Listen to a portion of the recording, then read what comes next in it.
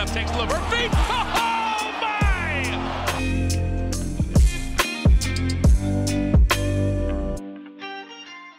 En novembre dernier, il faisait partie des outsiders de la saison à venir, mais petit à petit, les troupes de Rudy Gobert se sont imposées comme l'une des meilleures équipes de la ligue. Point culminant de cette ascension, la victoire contre le prétendu imbattable champion, qui en avait fait pour beaucoup le favori pour la fin des playoffs. Malheureusement, Lucas est passé par là, 5 petits matchs et puis s'en va. Les Minnesota Timberwolves sont partis en vacances un peu plus tôt que prévu. Alors pourquoi nous étions-nous trompés en novembre dernier? Pourquoi nous sommes-nous trompés aussi fin mai? Retour sur le projet de jeu des Minnesota Timberwolves. Je suis Benjamin, aka le débris sportif, pour vous accueillir, pour vous accompagner. J'ai loupé, c'est pas grave, on continue. Et je suis avec Jérém et Paul pour qu'on puisse vous parler des Timberwolves. Je commence avec Jérém. Jérém, comment vas-tu? Bah écoute, ça va. Je reviens parler des Wolves. Je pense que c'est une forme de masochisme, mais écoute, ça va. Par ça, ça va. Ça va. J'ai cru comprendre là que tu avais peur là, d'un départ de KCP, je crois, qui pourrait intervenir plus Ouais, vite que prévu. ouais, non, mais vu que l'élimination ne suffisait pas, maintenant on se rend compte qu'effectivement, il peut décliner son option. Et genre, en vrai, c'est quand même un putain de bon défenseur. Il est hyper polyvalent et il y a moyen qu'il soit payé plus que ce qu'il est payé maintenant. Donc, Ouais. écoute, Ça peut ouais, vite être la merde. un peu, ouais. Ouais, ça peut vite être la merde. Et on est aussi, Jérém, avec Paul, qui est un des petits nouveaux chez QI Basket, que vous avez déjà entendu récemment pour une preview. Alors, Paul, comment vas-tu? Écoute, ça va, hein. Le mois de juin arrive là, donc c'est cool. Il fait C'est bien. enfin beau. Ouais, enfin. Il fait enfin beau. Généralement, quand on parle de temps, c'est qu'on ne sait pas de quoi parler, mais alors que là, on a un sujet plutôt intéressant. Paul, j'ai vu que Kyrie avait dit que Lucas était le meilleur coéquipier de sa carrière. Est-ce que tu es d'accord avec ça, toi? Je crois que Bah, si c'est pas Lucas, c'est qui? C'est Tristan Thompson? Gérard Smith? Iman Shumpert? Ouais, je sais pas. Je pense, ouais. Kevin Durant. Ah oui, il y a Kevin Durant aussi. Pour continuer la liste des tocards, là, il y a peut-être Kevin Durant aussi dans la liste. Non, évidemment. Oh là là, ça y est, le hater est sorti. Non, mais au bout d'un moment, Kyrie, faut qu'il arrête de fumer la gitane, là. C'est bon, faut arrêter son délire, là. Ok, Lucas, il est très fort, mais enfin bon, quand même. LeBron James, s'il vous plaît. Bon, c'est pas le sujet du jour de parler de LeBron James, les gars. On s'est dit qu'on allait parler des Minnesota Timberwolves et notamment de leur projet de jeu. Quand on parle du projet de jeu des Minnesota Timberwolves, évidemment, on parle de leur défense. Donc, on va vous faire un gros point sur leur défense, sur comment elle a été construite durant cette saison, ce qui a bien marché et pourquoi ça a bloqué contre les Mavs. Et probablement que lorsqu'on parle du projet de jeu des Wolves, on est obligé de parler de l'attaque. Donc, on reviendra probablement aussi en longueur là-dessus. Donc, on va dérouler comme ça. Je vous propose qu'on démarre tout de suite. Jérém, tu es plutôt bon dans cet exercice. Je pourrais peut-être te proposer de nous décrire un petit peu l'attaque des Wolves. L'attaque ou la défense? La défense des Wolves. Attends, et c'est compliqué. Hein. Moi, je suis en juin. C'est dur, là. Alors, la défense des Wolves. Les Wolves, déjà, ils ont une chance qui est assez phénoménale. Ils ont Rudy Gobert. Donc, ils ont le meilleur défenseur de peinture de la NBA. Et donc, ils se sont permis, étant donné qu'ils ont cette formidable force dans la raquette qui leur permet de faire du drop et d'être plutôt serein, d'avoir une défense très agressive. Et la bonne nouvelle pour eux, c'est que pour faire cette défense très agressive, ils n'ont pas genre des joueurs qui sont pas très bons en défense et qui font beaucoup de gamble pour faire des interceptions. Genre, ils ont Anthony Edwards, qui franchement, en saison régulière, on se posait souvent la question, mais là en playoff, il a été assez fabuleux. Surtout, ils ont Jaden McDaniels, ils ont d'autres bons joueurs comme Kyle Anderson, comme Mike Conley, et ils ont Nickel Alexander Walker sur le banc. Bref, ils ont en fait des joueurs qui sont longs, qui sont très mobiles, qui sont bons pour traverser les écrans, qui ont vraiment de bons instincts défensifs. Et donc, si on parle de saison régulière, c'est une défense qui est plutôt agressive sur le demi-terrain, il n'y a pas de souci. Mais là, on a vu une équipe qui était capable de mettre des pressions de tout terrain pendant les playoffs. C'est-à-dire que dès que vous remettez la balle en jeu, ils sont là, ils sont derrière vous, ils ne vous lâchent pas. Ils vous crament du temps de possession. Et cette défense hyper agressive, on l'a vu, ils n'ont aucun problème à faire de la prise à deux, ils n'ont aucun problème à faire à peu près n'importe quel schéma défensif en fonction de l'équipe qu'ils ont en face. Et ils ont en plus une autre qualité, c'est que ils jouent avec des bigs, c'est-à-dire qu'ils jouent avec certes Rudy Gobert, mais ils ont aussi Karl Anthony Towns, ils ont aussi Naz Reid, et donc ça aussi, c'est des options défensives dont on pourra parler plus tard, mais ça permet aussi d'utiliser Rudy Gobert comme roamer, même quand il y a de très bons pivots adverses en face. Roamer, c'est-à-dire qu'en fait, le pivot, donc Rudy Gobert, joue un peu le filet de sécurité. Lui, il est plutôt sur un attaquant plus faible. Et en fait, il est là en second rideau pour protéger l'arceau. Et cette défense des Wolves, assez rapidement, quand on a vu le début des playoffs, on s'est dit, est-ce que c'est pas une des meilleures défenses qu'on a vues depuis très longtemps? Et je ne sais pas si ce résumé suffit, mais peut-être que ça peut être déjà un premier sujet. Ouais, peut-être dans le prolongement, pour donner 2-3 stats un peu cadrantes, c'était effectivement le meilleur defensive rating de la saison régulière. Tu as parlé de oui, assez largement en plus. Tu as parlé de cette équipe qui défend particulièrement bien l'arceau, qui rend compliqué les accès au cercle et qui a cette tour avec Rudy Gobert qui dissuade. Ça en fait la deuxième équipe non, c'est la troisième équipe qui concède le moins de tentatives au cercle de toute la ligue et son deuxième sur l'efficacité défensive concédée au cercle. Une défense très rigoureuse. L'idée, on s'est dit qu'on pouvait faire un peu comme on a fait la dernière fois là, sur les différents temps durant les playoffs, c'est qu'on donne un peu, chacun à notre tour, un point qui nous semble important autour de cette défense-là, et puis on débat autour de cette idée-là. Peut-être que Paul, je peux te lancer, c'est quoi le premier point qui te marque sur cette défense? En fait, pour moi, il y a un truc que les Wolves ont parfaitement compris, c'est que à partir du moment en fait où tu fais tout pour empêcher l'attaque d'accéder au panier et tu fais tout pour avoir une défense agressive sur le porteur de balle et tu fais tout pour mettre le porteur de balle dans les plus mauvaises conditions en fait. À partir de ce moment-là, même si sur la défense off-ball, des fois, il y a des rotations qui sont un peu tardives, si ces deux éléments-là, en fait, ils sont bien compris, ils sont bien exécutés, en fait, on a vu tout au long de la saison. Et surtout là, les 6 premiers matchs de playoff, donc le sweep face aux Suns et les 2 premiers matchs face aux Nuggets, c'est une masterclass de comment protéger le cercle. Alors, ok, il y a Rudy qui compte pour beaucoup, mais c'est pas le seul non plus, parce que voilà, il y a des mecs derrière qui sont très forts en aide, comme Jaden McDaniels, comme même Anthony Edwards, on a vu de la rim protection de la part de Ant. Et ouais, ils sont assez impressionnants en fait sur ces deux aspects-là du jeu. Ils sont le fait de protéger le cercle, le fait de pas forcément provoquer un turnover, mais de mettre le porteur de balle dans les plus mauvaises conditions possibles en fait. C'est ce qu'on avait vu d'ailleurs, ça permet de repartir en plus sur ce qu'on a pu voir durant les playoffs. Je trouve que cette qualité-là que tu décris sur la défense, sur le porteur de balle, là où elle s'est particulièrement illustrée, c'était contre les Suns. Contre les Suns, on prédisait le pire aux Wolves, notamment avec leur défense de drop, parce qu'on avait peur que les Suns les pilonnent à mi-distance.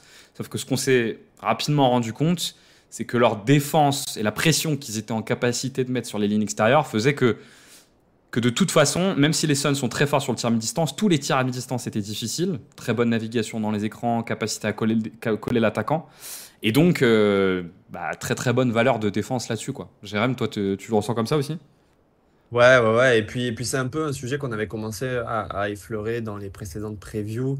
C'est de dire que on voyait une forme d'équilibre qui se créait entre l'importance genre de ta rim protection en saison régulière versus on va dire la défense du périmètre. Et déjà en saison régulière, on voit que les défenseurs extérieurs sont de plus en plus importants, que ce soit dans la défense du cercle, mais aussi finalement dans la protection de leurs intérieurs.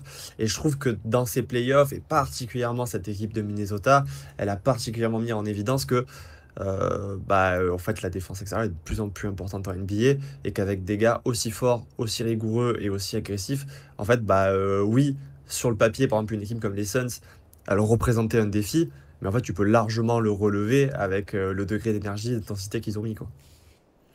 Ouais, je suis assez d'accord avec ça. On en avait pas mal parlé durant la saison régulière, notamment autour des Bucks, qui représentaient bien ce type de défense-là, qui avait choisi de tout focaliser sur la défense intérieure en termes de qualité de joueur, avec notamment Giannis et Brook Lopez. Et pour le coup, avec le départ de Joe Holiday, la baisse de Middleton, on s'est rendu compte que cette équipe des Bucks, elle avait de plus en plus de mal à être performante défensivement. Parce que, ok, ta protection de cercle, elle est bonne, mais le problème, c'est que les joueurs, ils arrivent pleine balle. Ok, tu arrives à générer du mi-distance, mais le problème, c'est que les joueurs, ils arrivent à mi-distance dans des positions très confortables. Et finalement, ta défense, elle déraille.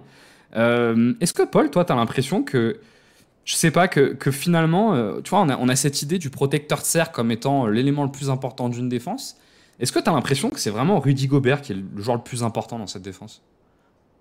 Ouais, je pense que c'est Rudy Gobert. Après, je pense qu'on l'a aussi pas mal vu en 2021 en playoff face aux Clippers.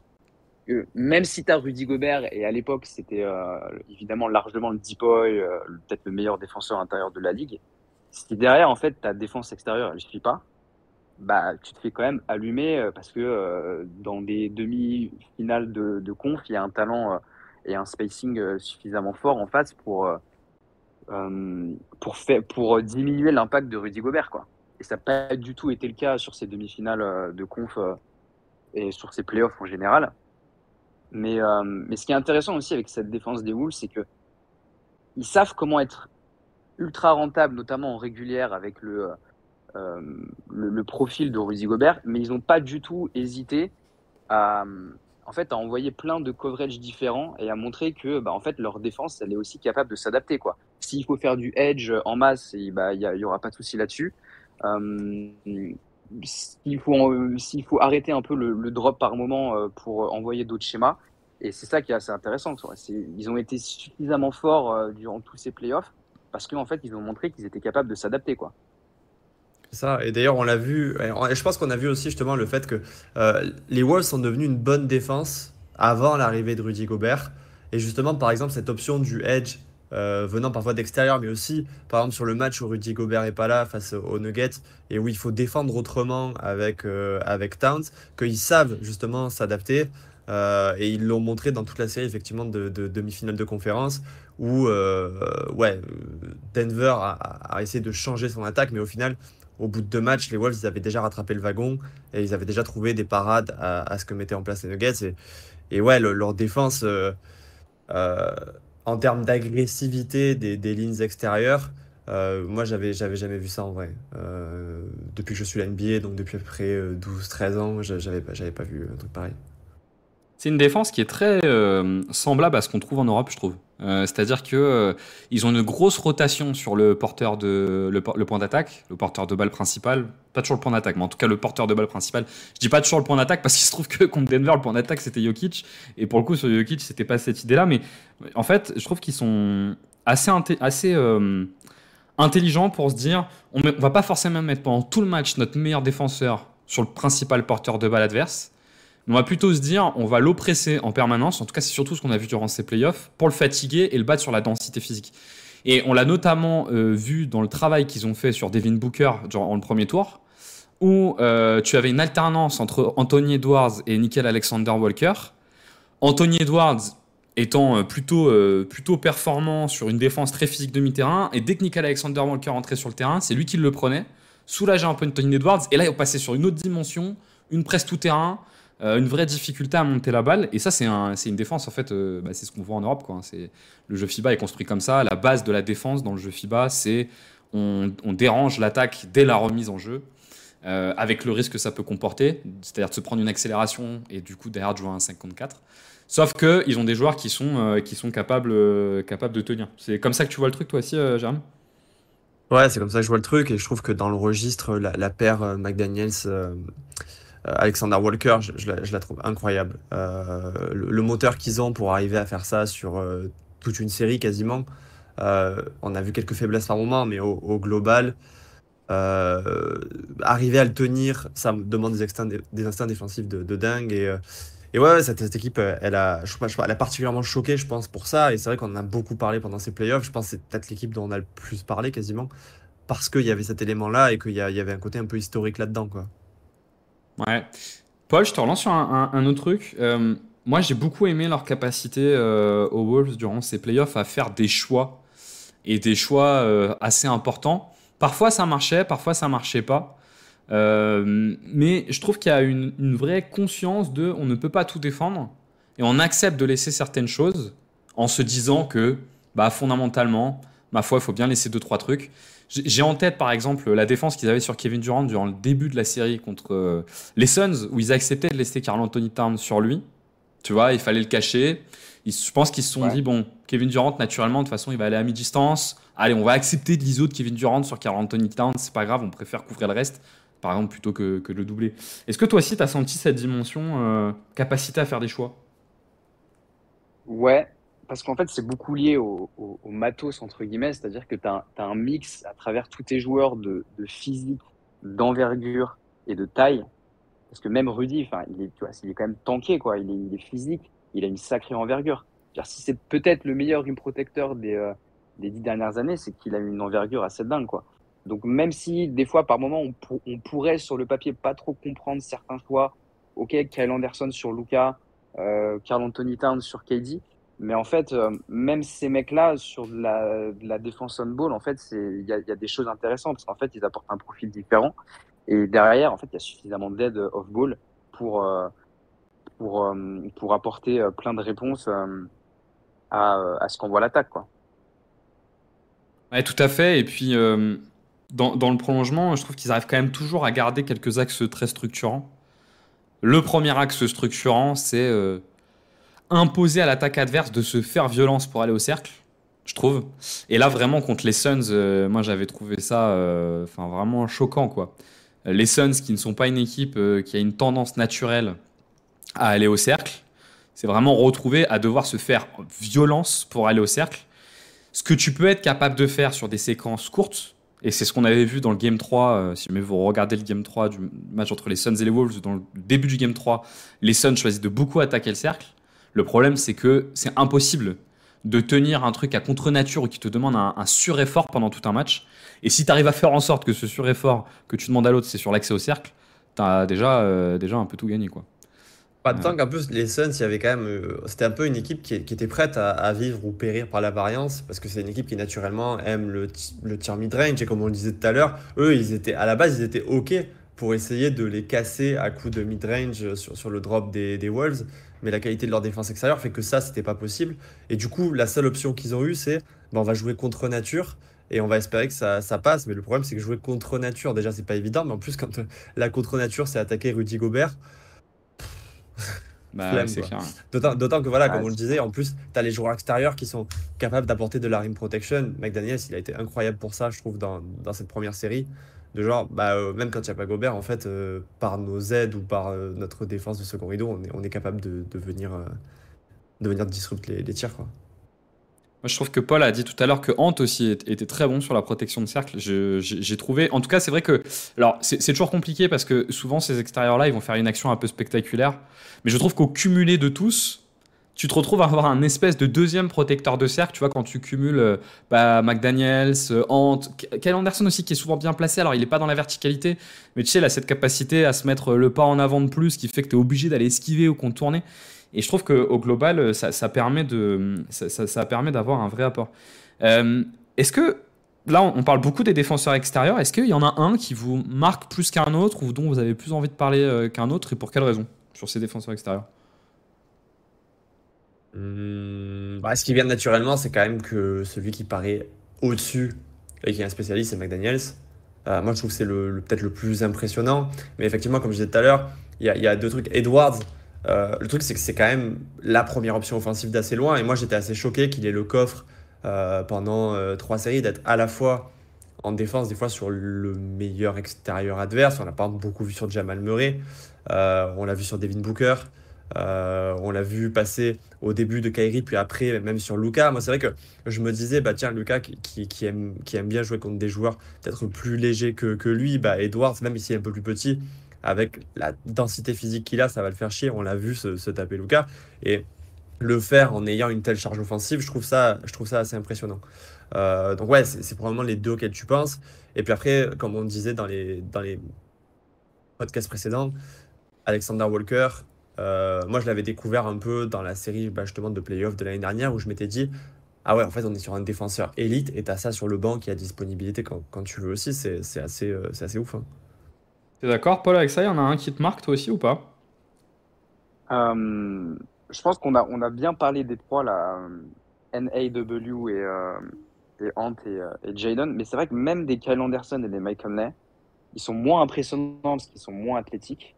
Et ils ont voilà, un espèce de combo physique-taille avec de l'envergure qui est moins impressionnante. Mais en fait, ils sont tellement intelligents que ils sont bien évidemment positifs en défense, quoi.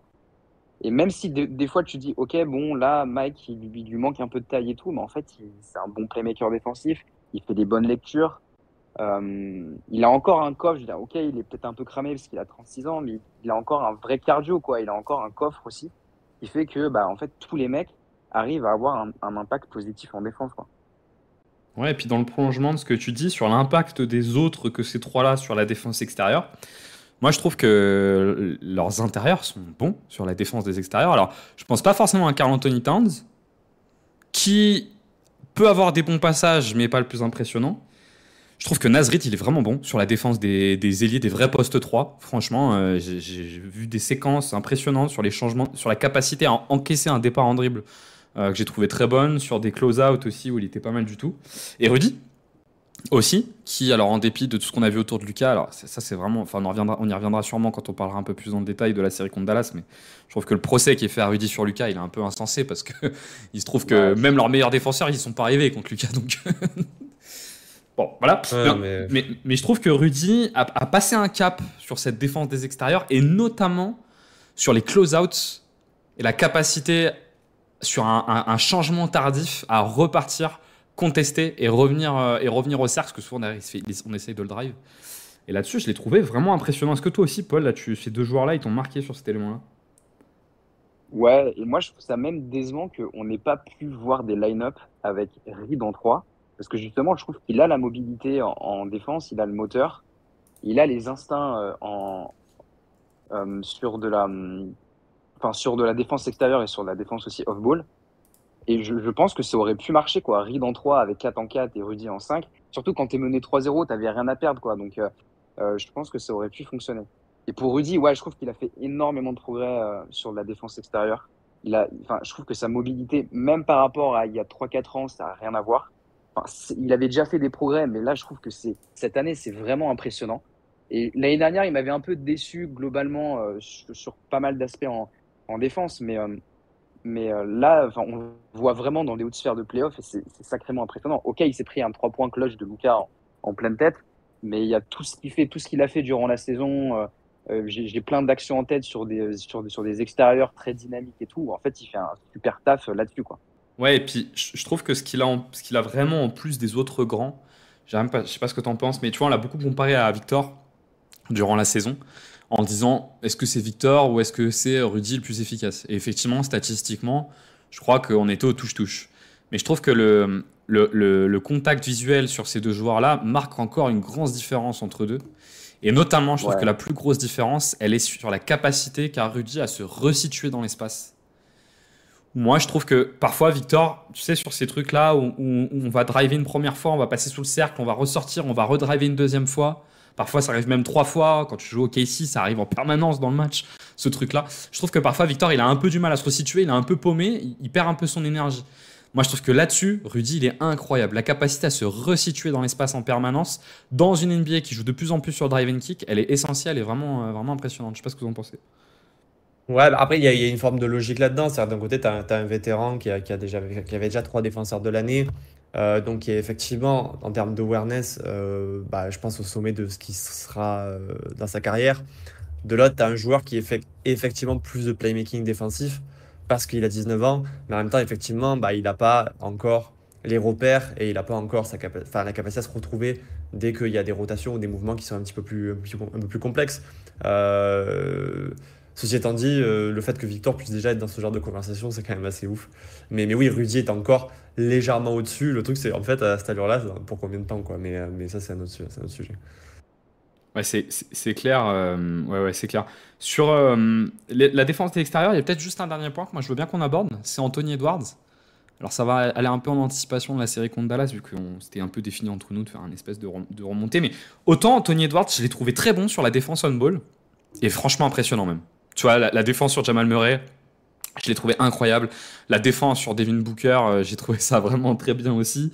Par contre, je le trouve beaucoup plus en difficulté sur la défense off-ball, qui peut vite lui consommer beaucoup d'énergie. Et du coup, se retrouver avec une défense off-ball qui se retrouve à être un peu mid et surtout à lui bousiller son attaque. On reviendra sur l'attaque après. Et forcément, Paul, l'exemple que j'ai en tête, moi, c'est la défense sur Kyrie. Qui, dans les 2 premiers matchs de la série contre Dallas, lui a flingué son début de série. On l'a vu à la fin du match 1 être. Moi, j'avais jamais vu Edwards comme ça, être dans les 5 dernières minutes, à souffler tellement il était en difficulté pour reprendre son souffle. Et là-dessus, Mais je trouve voilà, j'ai étonné de voir qu'Edwards au final se fatigue plus en off-ball qu'on-ball, quoi. Alors moi, c'est vrai qu'il m'a déçu contre les Mavs sur de la défense off-ball. Mais après, je trouve que par rapport à ses débuts en NBA, il y a eu tellement de progrès cette année sur la défense off-ball, sur de la concentration. Il est beaucoup plus concentré qu'avant. Et ça s'est quand même bien vu. Je trouve qu'il a fait, enfin, contre Denver, sa série, elle est vraiment très bien, quoi, sur tout l'aspect défense off-ball. Et même tout au long de la régulière, hein, il y a eu franchement des super passages. Mais oui, contre les Mavs, ça a été décevant. Après, à sa décharge, voilà, on est sur des finales de conf. Il avait jamais dépassé le premier tour. Donc ça peut se comprendre. Mais après, ouais, je pense que globalement, il a été quand même un peu décevant aussi en attaque, Ant. Mais ouais, j'ai été un peu déçu de certains passages off-ball. Et c'est pas comme si l'attaque des Mavs il y avait énormément de mouvements off-ball, quoi. Ok, Kyrie, il bouge beaucoup, mais derrière, c'est pas non plus un dynamisme dingue, quoi. Ouais, c'est à se Non, demander. effectivement, en fait, Kyrie, c'est un peu le seul joueur qui est effectivement très dynamique off-ball, j'ai l'impression, chez les Mavs. Et on l'a vu en difficulté là-dessus. Et là, après, on revient à ce qu'on se disait en off, on peut se demander à quel point la série contre Denver a été particulièrement physique et énergivore, et à quel point il n'a pas été aussi court dans la série suivante. Et bah ouais, c'est un peu l'image qu'on avait dans le Game 1 où on s'est dit, wow, là, il est crevé. Et peut-être aussi ça vient effectivement de l'adversité qu'il y a eu avant, pour laquelle il n'était pas nécessairement préparé à l'enchaînement, quoi. C'est une transition parfaite que nous fait Jérém vers la deuxième série, qui nous a permis de voir une deuxième facette de la défense de Minnesota. On s'est pas mal concentré sur la série contre les Suns, qui a permis de mettre en évidence la qualité de leur défense extérieure, qui a grandement facilité le travail de Rudy Gobert. C'est un peu le sens de ce qu'on a su dire.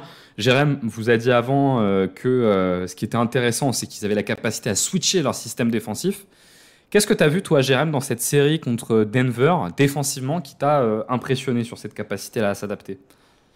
Alors, outre notre défaite, ou notre défaite, j'ai vu, j'ai vu en fait, déjà ce qu'on savait, c'est-à-dire qu'on savait que en NBA, s'il y avait une équipe qui était capable de défendre sur les Nuggets, c'était eux.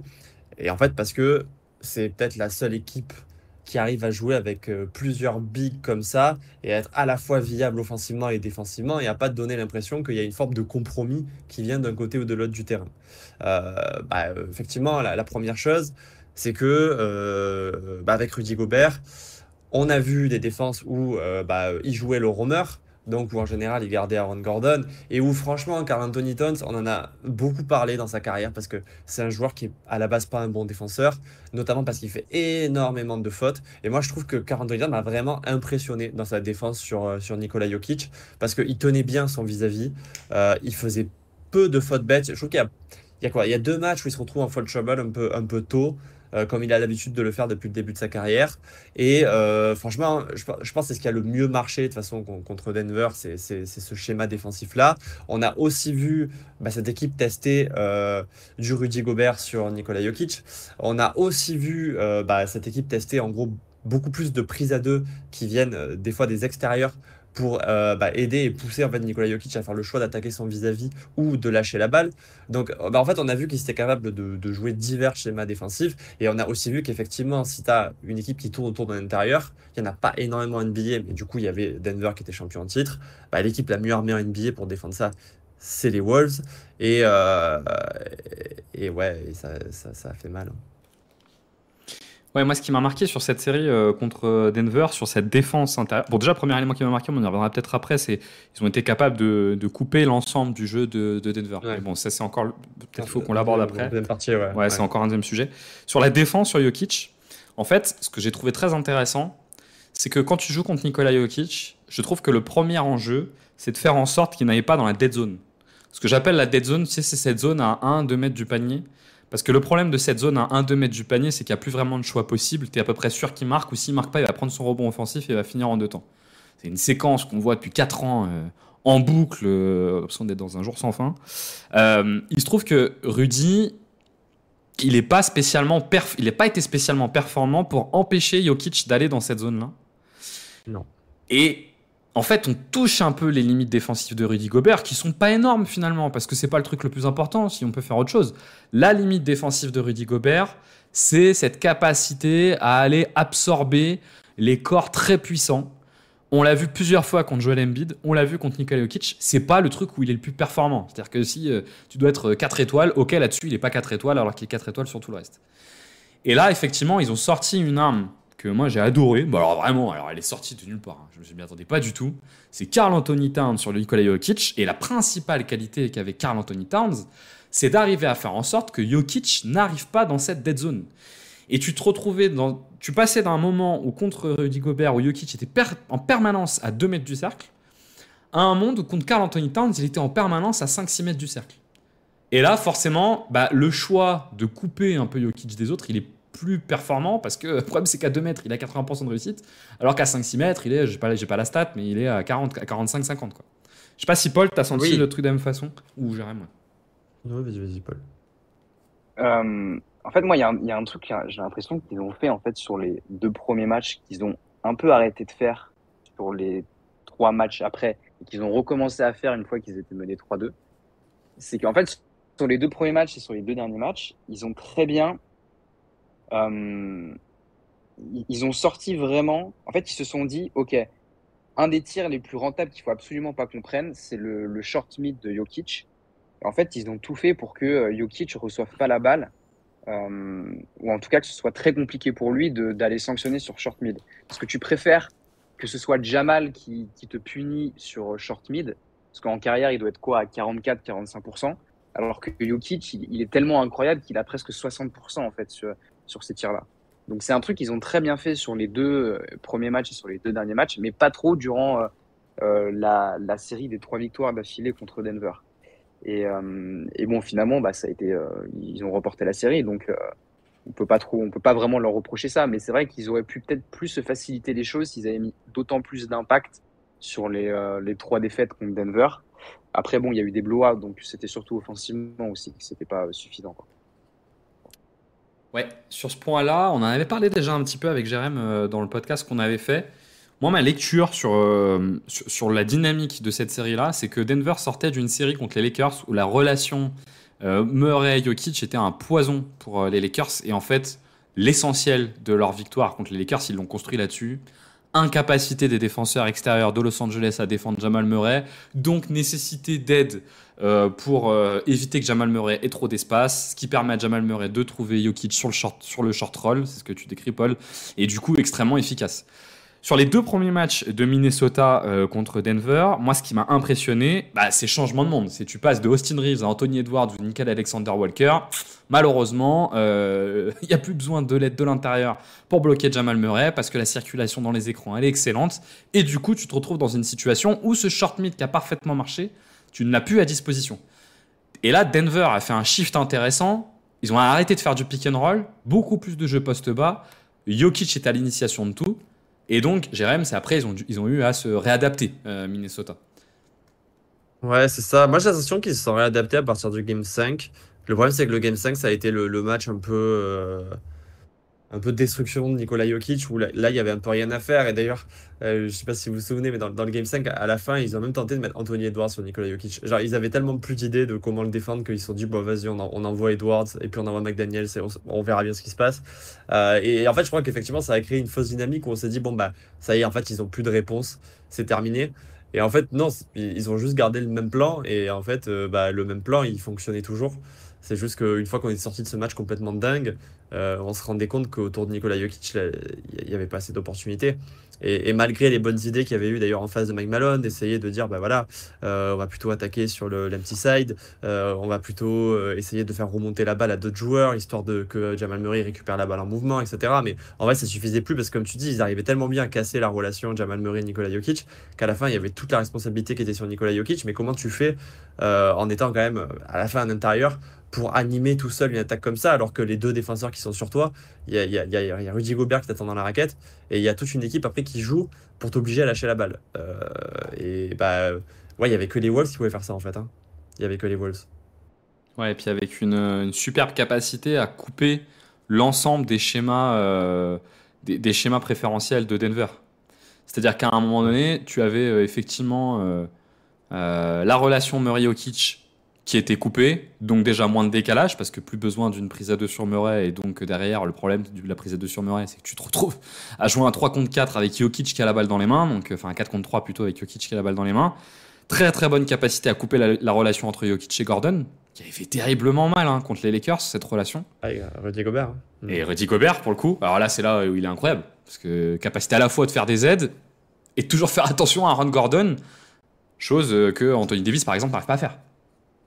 Il y a une séquence, je crois que c'était dans le game 2, ou genre, dans le game 1 peut-être, où Nikola Jokic il va au lob, mais il envoie tellement haut, et il arrive à le contester alors qu'il était sorti sur Jokic. Et là, tu te dis, ah putain, elle va être dure cette série. Et je pense que, ouais, en NBA, là, actuellement, il n'y a que Gobert qui peut se permettre ça, parce qu'il n'y a que lui qui a à la fois cette capacité à savoir où tout le monde se trouve sur le terrain, et à la fois à sauter dans le bon timing pour défendre ça. Et ouais, non, clairement, il y a l'excellence effectivement de cette raquette. Et puis, comme on le dit, bah, on l'a vu avec les Suns, mais il faut le redire, les joueurs extérieurs des Nuggets n'avaient absolument pas d'air, en fait, et particulièrement Jamal Murray, qui a connu quand même un traitement de choc qu'il n'a jamais vu en carrière et qu'il aura peut-être pas, j'espère pour lui, tu vois, parce qu'il ne peut pas respirer, le pauvre garçon, quoi. Il s'est fait démonter par Anthony Edwards. En tout cas, Ouais, et même par les trois, quoi. Genre, Tout le monde, ouais.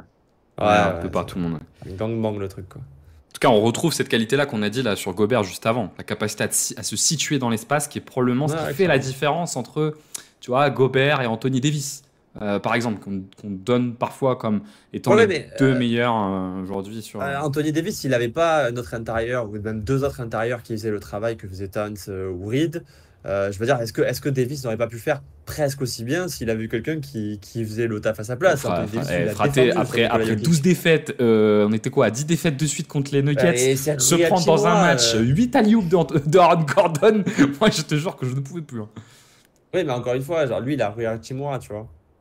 Non, mais c'est vrai, je suis d'accord avec toi. Mais en tout cas, D'Angelo Russell et Austin Reeves aussi, donc ça aide pas. Bah ouais, genre, un peu de respect pour Anthony Davis, s'il te plaît. Non, mais attends, il est incroyable Anthony Davis. Alors, s'il y en a bien qui a rien à reprocher dans cette série, c'est bien Anthony Davis, qui a été quand même absolument merveilleux. Donc, on s'est dit, avec les Suns, capacité des Wolves à défendre sur les lignes extérieures incroyable, à mettre des énormes pressions contre des joueurs élites, quand même, David Booker, Bradley Beal et Kevin Durant. C'est des joueurs élites. Alors, j'ai un petit. Ouais, bref, on va pas rentrer là-dedans, mais sur Kevin Durant, je sais pas si encore si élite que ça, mais. En tout cas, il a tout pour être élite. Contre Denver, on se retrouve dans un cas un peu différent. C'est plus fort que lui, quoi. Où le focus. Non, mais on en parlera peut-être après. Mais on se retrouve sur un focus plutôt sur les relations collectives et sur le jeu intérieur, tout en gardant leur qualité de défense extérieure. Ils arrivent aussi à bloquer ça en changeant de système au fur et à mesure de la série. Et là, on se retrouve contre Dallas. Et alors Paul, c'est un peu ce qui nous a donné envie de ce débat. Contre Dallas, alors on va sûrement parler de l'attaque, mais déjà sur la défense, le constat qui a été fait globalement a été quand même de beaucoup critiquer cette défense des Wolves contre Dallas. T'en as pensé déjà comment elle fonctionnait cette défense? Et toi, t'en as pensé quoi?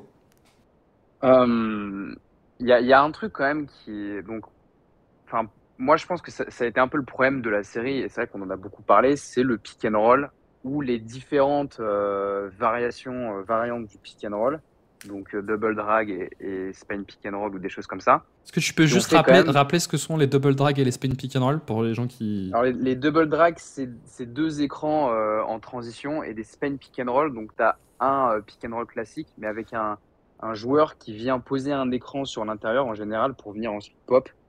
Et donc ça fait deux menaces, quoi, genre un mec qui roll et un autre qui pop, quoi, dans le pick. Et ouais, donc après ils ont un tel playmaker aussi, les Mavs, mais c'est vrai qu'ils ont aussi des lob threats qui sont impressionnants, Derrick Jones Jr., Gafford et Derek Lively surtout. Et même si ils ont vraiment tout essayé durant toute la série, ils ont envoyé Kat faire du edge, on a même vu Rudy faire du edge sur Luka et Kerry, et malheureusement ça n'a pas fonctionné. Et donc on peut aussi se poser la question, parce qu'ils ont montré qu'ils ont su s'adapter durant ces playoffs et durant la saison régulière, et ils se sont adaptés, ils ont envoyé plein de coverages différents face aux Mavs, mais malheureusement en fait il n'y en a aucun qui a vraiment marché. Mais du coup on peut aussi reprocher au coaching staff. Après je pense qu'on aura le temps de revenir sur les individualités, parce qu'il y a des joueurs qui ont été un peu décevants aussi, mais on peut reprocher aussi au coaching staff d'avoir un peu subi les différents les différentes variantes sur pick and roll de Jason Kidd et de son coaching staff. Parce que en fait, ils se sont adaptés à chaque fois, mais est-ce qu'ils n'auraient pas mieux fait de rester sur une tactique? Par exemple, on a une arme incroyable avec Rudy. Tout ce qu'il faut, en fait, c'est pas prendre de dunk de Gafford et Lively, parce que c'est quand même les shoots les plus rentables du basket, quoi. C'est les dunks. Et finalement, ouais, ils ont envoyé plein de choses, ils ont testé plein de choses, mais finalement, la série se termine en 4-1.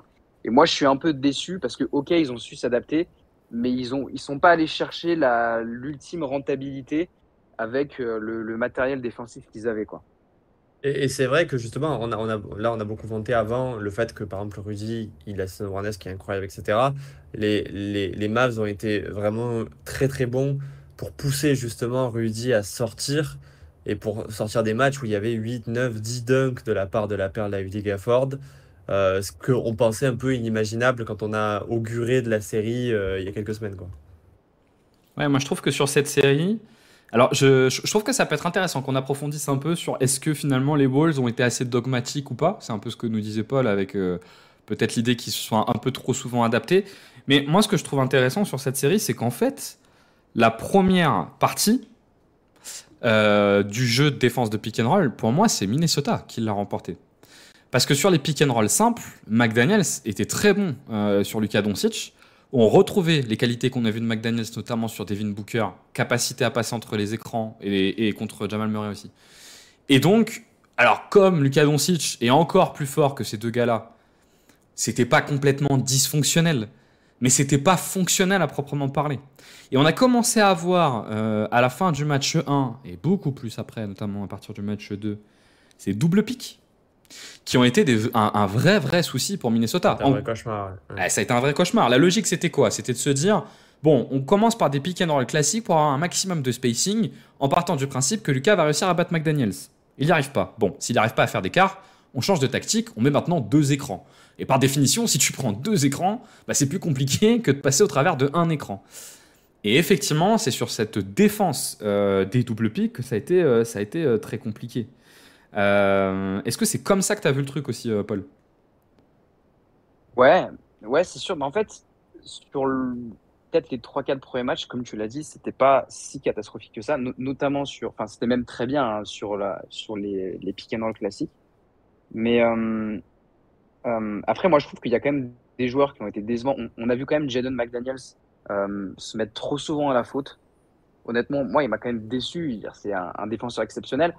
Mais je trouve qu'il m'a déçu sur la série. Après, il affronte un tel génie du basket, un mec il a vraiment un profil unique, en fait, Luka. Donc, c'est sûr que ça doit être difficile de défendre face à Luka. Et peut-être que vu qu'il a tendance à râler quand même, il a tendance à avoir une emprise sur les arbitres, peut-être que ça te sort un peu plus facilement du match. Mais ouais, je l'ai trouvé décevant. Et après, ils ont tenté des choses. Ils ont tenté, par exemple, sur les double drags de switcher juste après le premier écran, on a vu du show and recover, on a vu de la défense en ice par moment. Et après, il y a un autre joueur aussi, moi, qui m'a quand même bien déçu en défense. Alors, il a fait plutôt une bonne défense globale sur les 2 premières séries, mais je trouve que contre les Mavs, Karl Anthony Towns, par moment, il a été horrible, quoi. Genre, les edges, il les fait n'importe comment. J'ai l'impression qu'il sprint sur le gars, mais sans comprendre en fait ce qu'il doit faire. Et en protection de cercle, c'était pas suffisant, quoi. Donc, ouais, c'est 2 joueurs qui m'ont un peu déçu. On a déjà parlé de Ant aussi, qui était un peu déçu. Enfin, il a été décevant sur la défense off-ball. Mais ils ont tenté de l'envoyer sur Luka.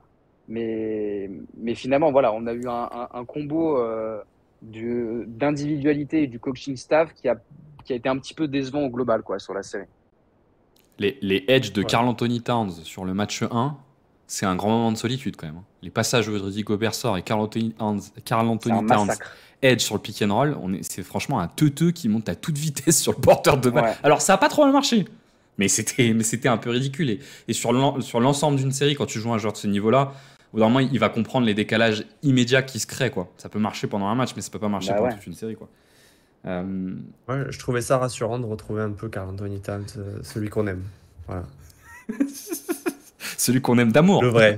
Voilà, le vrai. Celui que j'aurais aimé avoir le tour d'avant, tu vois. C'est lui que j'aurais voulu voir. Mais ouais, effectivement, oui, il y a eu des déceptions individuelles qui, je pense, étaient autant liées, peut-être, alors pas dans le cas de Towns, mais peut-être un peu de fatigue et de manque de lucidité par moment.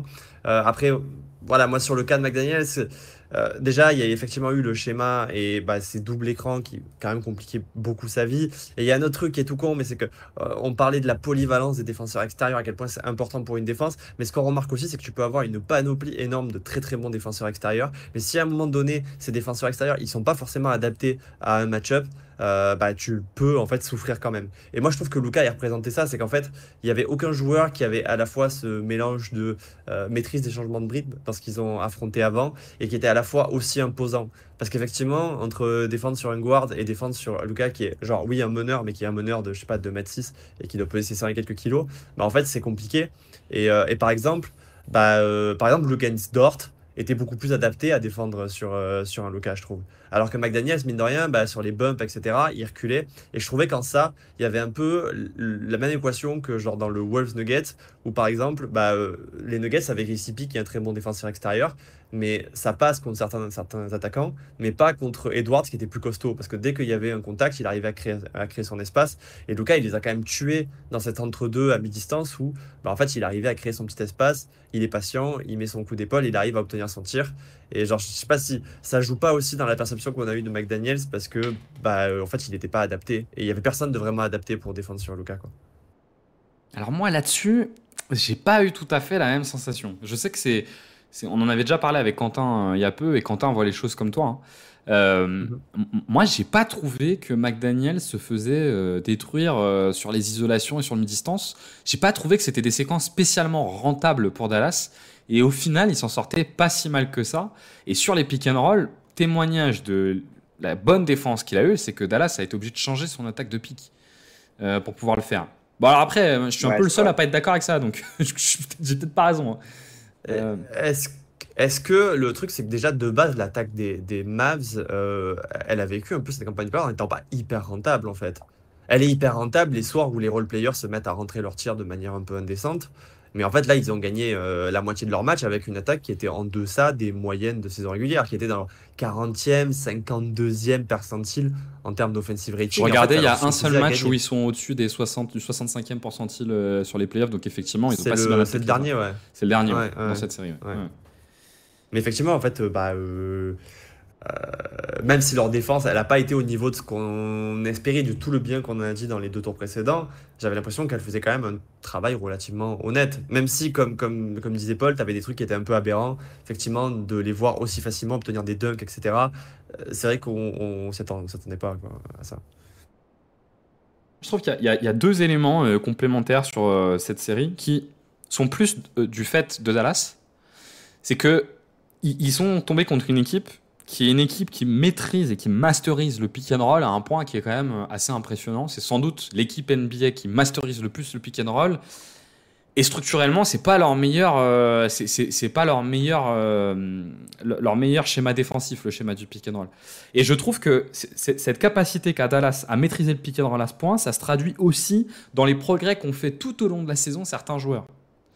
Donc forcément, Lucas, il a son niveau extraordinaire sur le pick and roll, mais si tu prends l'exemple, je crois que Paul en a parlé tout à l'heure, mais de Lively, la série de Lively sur les short rolls a été quand même assez incroyable. C'est-à-dire qu'une des réponses, Super. eh ben ouais, une des réponses qu'a eu Dallas pour cette bonne défense du pick and roll, ça a été de laisser un peu plus de playmaking à Lively. Alors autant quand c'était Ian Gafford, il n'y a pas eu beaucoup de progrès, mais par contre quand c'est Lively, il a été assez formidable, quoi. Donc ça, pour moi, c'est le premier point qui est à donner au crédit de Dallas. Et le deuxième, c'est aussi tout l'intérêt d'avoir ces playmakers et ces joueurs qui ont la capacité de comprendre le jeu qui est aussi forte, en l'occurrence avec Luka Doncic, qui en fait n'a fait que progresser au fur et à mesure de la série et qui en fait, depuis le début des playoffs, fait ça à chaque fois, hein. Que tu regardes contre les Clippers, tu regardes contre OKC, tu regardes contre Minnesota, à chaque fois, il est de plus en plus fort au fur et à mesure de la série. Mais ce qui je trouve est la marque des grands playmakers en général. Il n'y a que les grands playmakers qui progressent au fur et à mesure d'une série. Et je trouve que le niveau de manipulation des défenses qu'il a eu était assez phénoménal. Et quand on parlait de Towns, le nombre d'actions où juste en jouant de où il regarde sur le pic, ou en jouant de comment il oriente son bras ou son épaule, le nombre de fois où il arrive à obtenir bah, justement ou des dunks ou des shooters ouverts dans le corner, parce que bah, Towns, à chaque fois, il fait le mauvais choix. Et souvent, il décide de sortir sur les shooters, alors qu'en fait, il aurait fallu rester dans la raquette et essayer de la colmater. Le niveau de manipulation, effectivement, de Luka, un peu de Kyrie, fait que, ouais, ils se sont noyés par moments, les Wolves. Paul, dans le fond, c'est un peu ce qu'on craignait dans la série avant les Suns, hein. On s'était dit, attention, Minnesota il aura beaucoup de mal sur la défense de pick and roll parce qu'ils ont une façon de défendre le pick and roll qui n'est pas optimum et ils devraient souffrir. Sauf que la défense extérieure arrivait tellement bien à tenir et que Phoenix n'est pas très très bien organisé sur le pick and roll qu'ils n'ont pas trouvé de solution. Mais finalement, bah, c'est contre Dallas qui sont retrouvés face à ce mur qu'on imaginait dès le début des playoffs, hein. Ouais, après, moi, je trouve que Luka, il a vraiment fait une série impressionnante. Vraiment, sur chaque possession, enfin, à chaque fois qu'il avait eu la balle, il a complètement annihilé cette défense des Wolves. Et j'ai rarement vu un mec aussi dominant et fort face à une telle défense à partir des finales de conf, quoi. Genre, j'ai LeBron face aux Warriors. C'est quand même une défense élite de chez élite. Je pense que Jokic, il en est capable aussi. Il l'a montré face aux Wolves. Mais tu vois, à partir des finales de conf, franchement, je n'ai pas d'exemple en tête d'un mec qui sort une série aussi impressionnante sur tous les aspects de l'attaque ou presque. Et on l'a même vu, et pour le coup, c'est vrai que Key, il a quand même fait des gros progrès là-dessus. On l'a même vu plus utiliser off-ball et off de catch. Et à côté de Kerry, qui est aussi très bon parce qu'il est très dynamique et tout, bah, ça a été sacrément impressionnant. Et on a vu aussi une bonne utilisation de la transition aussi du côté des Mavs. Et moi, je trouve ils ont été aussi un petit peu décevants en défense de transition, les Wolves.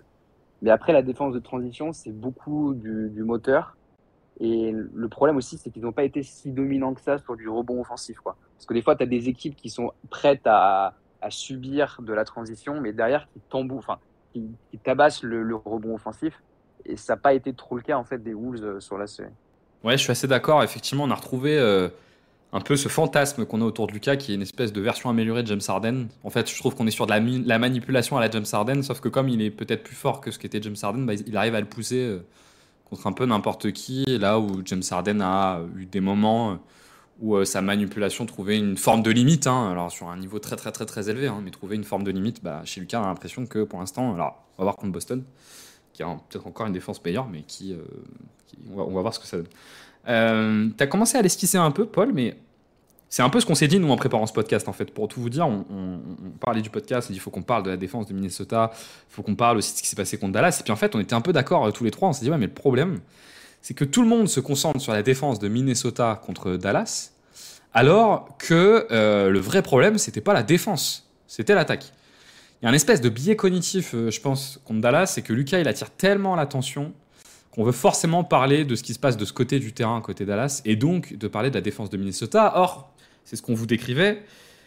Il se trouve que la défense de Minnesota n'était pas si mauvaise. Le vrai problème de la défense de Minnesota dans cette série, c'était l'attaque. C'était l'attaque qui était dysfonctionnelle. Alors, Dallas fait un run de playoff défensivement qui est extraordinaire. Mais on trouve une forme de limite. Jérém, je te sens d'accord avec ça. Non, mais en fait, le truc, c'est que par rapport à ce que tu disais, je pense qu'on retient ça parce que l'histoire de cette série, comme elle a été vendue, c'est genre la meilleure défense de ces playoffs contre genre le duo d'attaquants Luka Doncic, Kyrie Irving. Et donc, on se dit, bah ouais, bah Luka, contrairement aux autres, il s'est particulièrement, entre guillemets, éclaté contre cette défense. Et il a même fait peut-être sa meilleure série de la campagne de playoffs contre la meilleure défense qu'il a affrontée. Donc je pense que c'est pour ça qu'on a retenu un petit peu ces errances défensives, parce qu'on n'a pas vu le niveau de domination défensive qu'on imaginait de la part des Wolves. Mais le fait est que ce qui nous faisait douter chez les Wolves, et qui faisait qu'on les imaginait pas champions NBA quand on en parlait avant le début des campagnes de playoffs, c'était effectivement le niveau offensif. C'est-à-dire qu'on part d'une équipe qui était 17e offensive rating sur la saison régulière. Je sais pas, il faudrait regarder dans les équipes qui sont en playoffs combien ils étaient classés, tu vois. Est-ce que dans les 16 équipes qui sont arrivées en playoff, c'était pas une des pires, voire la pire défense? Je pense qu'il n'y a que le Magic, peut-être qui est derrière, ou les Cavs, je sais pas. Pire attaque, Mais, tu veux dire? Ouais, sur l'attaque, pardon. Ouais. Ouais. Je crois qu'il n'y en a pas beaucoup dans les équipes qui sont arrivées en playoff, peut-être Miami aussi. Mais enfin bref. Je vais aller voir. Le fait est que c'est ce qui nous inquiétait, c'est ce qui fait aussi qu'on avait pronostiqué les Nuggets, parce qu'on s'était dit, en vrai, ok, contre les Suns c'est passé, mais là le niveau offensif des Wolves il va pas suffire contre Denver, et donc même s'ils vont bien les cadenasser, même s'ils sont faits pour défendre sur Denver, ça va pas le faire. Et en fait on l'a vu contre Dallas, et on l'a vu contre Dallas pour, je pense, quelques raisons. Et la première qu'on peut évoquer, c'est genre il y avait enfin de la rim protection en face, et le truc, c'est qu'il est dépendant d'Edwards. Ouais, peut-être que Paul ou peu importe qui ou Jérém, peut-être que vous pouvez expliquer un peu ce qu'a mis en évidence Dallas comme problème offensif du côté de Minnesota. Je sais pas qui a envie de se lancer. Alors j'étais en train de checker et ouais, il y a que Orlando et Cleveland qui avaient une moins bonne attaque que Minnesota en régulière sur les playoffs. Et finalement, ouais, Minnesota, ils avaient la pire attaque de toute la conférence Ouest, même en prenant les équipes du play-in, si je dis pas de bêtises. Donc c'est sûr Ouais. que moi j'avais fait un tweet parce que je me dis, enfin, juste avant les playoffs où je me disais, j'ai envie d'y croire parce que mentalement ils sont vraiment impressionnants les Wolves. Mais quand tu es la pire attaque sur la régulière parmi toutes les équipes de la conférence Ouest, bah, c'est sûr que t'as pas envie d'être très optimiste. Mais moi, ils m'ont vraiment impressionné, franchement, sur ces playoffs jusqu'au demi de conf. Et même, et puis il y a aussi des individualités qui m'ont vraiment impressionné. Moi, je trouve que Jaden McDaniels, enfin, il m'a vraiment rassuré sur ces playoffs. J'ai pas été un très grand fan de sa régulière. Il a eu du mal aussi à sanctionner de loin. Mais sur les playoffs, il a plus de 40% à 3 points. Euh, il a, il a réussi à cibler aussi off-ball Luka à travers les mouvements qui ont mis en place le coaching staff des Wolves. Et ouais, c'est une individualité qui m'a bien rassuré. Et, euh, et après, il y a aussi l'impact de Rudy en attaque, parce que je suis allé checker les stats. Et, et en fait, l'offensive rating des Wolves avec Rudy en playoff, il est de 121,5. Et quand il est pas sur le terrain, il tombe à 105,58. C'est quand même une immense différence pour un joueur qui est pas capable de sanctionner sur post-up. Donc c'est dire à quel point en fait même Rudy il a un tel impact dans cette attaque à travers sa pose d'écran, parce que c'est peut-être le meilleur screener, enfin le meilleur poseur d'écran de la ligue. Et, il a quand même fait des progrès aussi sur short roll à travers sa qualité de passe. On l'a même vu sanctionner des fois sur short mid. Donc ouais, c'est deux joueurs franchement qui m'ont bien rassuré en attaque sur les playoffs. C'est d'autant plus Ouais, et puis en impressionnant. fait, vas-y, pardon. Non, je dis c'est d'autant plus impressionnant ce que tu dis sur Rudy qu'en plus son remplaçant est un très bon attaquant. C'est-à-dire qu'encore si tu avais un gros gap avec le remplaçant, ma foi, Ouais. ça pourrait s'expliquer. Mais il se trouve que le schéma en remplaçant, c'est Karl Anthony Towns et Nadrid sur le terrain quand Rudy est pas là. Donc c'est tout pour l'attaque en plus. Je te laisse la parole, Jérôme. Oui, non, mais c'était dire, et ça montre aussi à quel point, et ça va faire partie peut-être des défauts, hein, c'est à quel point l'équipe est dépendante du pick and roll Mike Conley, Rudy Gobert pour générer de l'attaque, qui, je trouve, en l'état, est pas une bonne nouvelle à la base, et qui explique aussi que tu sois pas une très très bonne attaque, parce qu'en fait, j'ai l'impression que pour générer de l'attaque quand t'es Minnesota, normalement, ton option 1, c'est Anthony Edwards.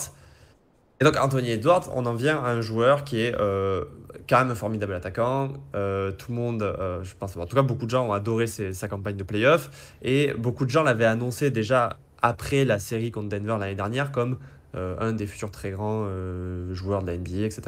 Le problème étant que Anthony Edwards, c'est pas un joueur qui est hyper efficace, même si c'est beaucoup amélioré cette saison.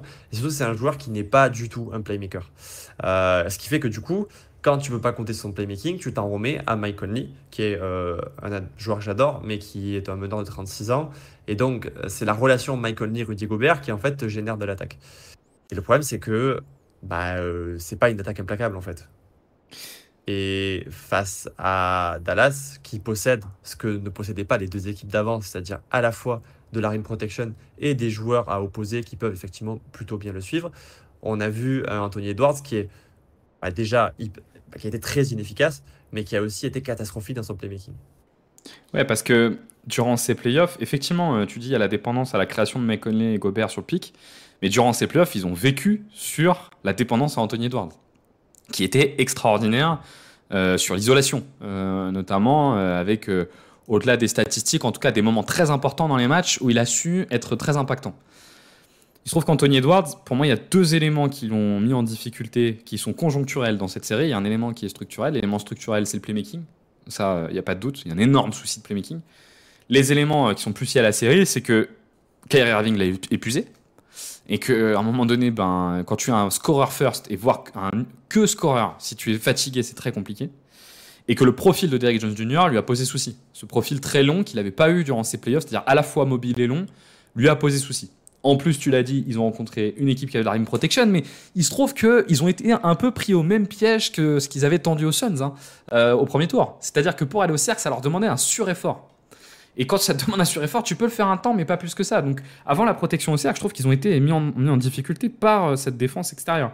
Et il se trouve que sur la protection au cercle, Dallas, on l'a dit plusieurs fois, depuis le trade de Daniel Gafford, c'est la première équipe sur la protection au cercle de la ligue. Donc, c'est vraiment une équipe qui est devenue élite depuis quelques mois sur la protection, la protection au cercle. Mais là où je suis d'accord avec Jérôme, c'est qu'au-delà de cette série, il y a un énorme problème autour d'Anthony Edwards. Je vais faire un peu de la redite, mais je pense qu'il faut qu'on insiste un peu dessus. C'est ce putain de problème de playmaking. Mais qui est une catastrophe, qui est vraiment bloquant pour un joueur qui a autant la balle, quoi. C'est-à-dire que sur le playmaking, il n'a aucune des armes que tu demandes sur le playmaking. Il n'a pas la skip pass, il n'a pas la pocket pass, il a un peu la diagonale, mais la diagonale, tu la sors 1 ou 2 fois dans le match. Et il n'a pas la vitesse de prise de décision. Qui fait que, un peu comme ce que peut faire Lucas parfois, des écarts qui ont été premièrement constitués, il n'est pas capable de les renforcer en ayant une grosse prise de décision. Et ça, pour moi, c'est un problème structurel chez Anthony Edwards. Je sais pas si Paul, tu es d'accord avec ça et si tu vois d'autres éléments de toi sur Edwards. Moi, je suis pas trop d'accord. Moi, je vous trouve dur avec le playmaking de Ant. Je trouve que là, ce qui passe, il l'a un petit peu. Le problème, c'est qu'il l'a pas. En fait, on l'a surtout vu face à Luka, qui est un tel manipulateur de défense et qui est peut-être le meilleur skip passeur de l'histoire, que du coup, il y a un vrai contraste. Mais moi, je trouve que c'est pas un si mauvais playmaker que ça. Alors que c'est sûr, je pense que ça ne deviendra jamais un playmaker incroyable. Je pense qu'il y a des lectures qu'il ne sera peut-être jamais capable de faire. Après, il pourra progresser, hein. Mais il y a quand même, je trouve que c'est pas si catastrophique que ça au playmaking. Il finit quand même à 8 passes D par match. Après, il y a eu beaucoup de déchets. Et c'est surtout par moment en fin de match où en fait, il dépense quand même beaucoup d'énergie tout au long du match. Et en fin de match, en fait, c'est vrai que c'est assez criant parce que des fois, il y a des passes où tu te dis, attends, mais là, quand même, ça fait peur, quoi. Mais je trouve qu'il y a quand même des choses intéressantes. Après, il va falloir qu'il se pose la question sur, OK, qu'est-ce que je veux travailler? Est-ce que j'ai envie de développer la petite pocket pass qui fait du bien, tu vois? Genre, par exemple, un mec comme Harden, qui, je pense, au même âge, était quand même un meilleur playmaker que Anthony Edwards. Il est devenu un tel pocket passeur qu'il a pu... je pense qu'il a quand même pas mal travaillé. Il a pu il a pu avoir un impact incroyable là-dessus parce qu'il a réussi à la faire, quoi.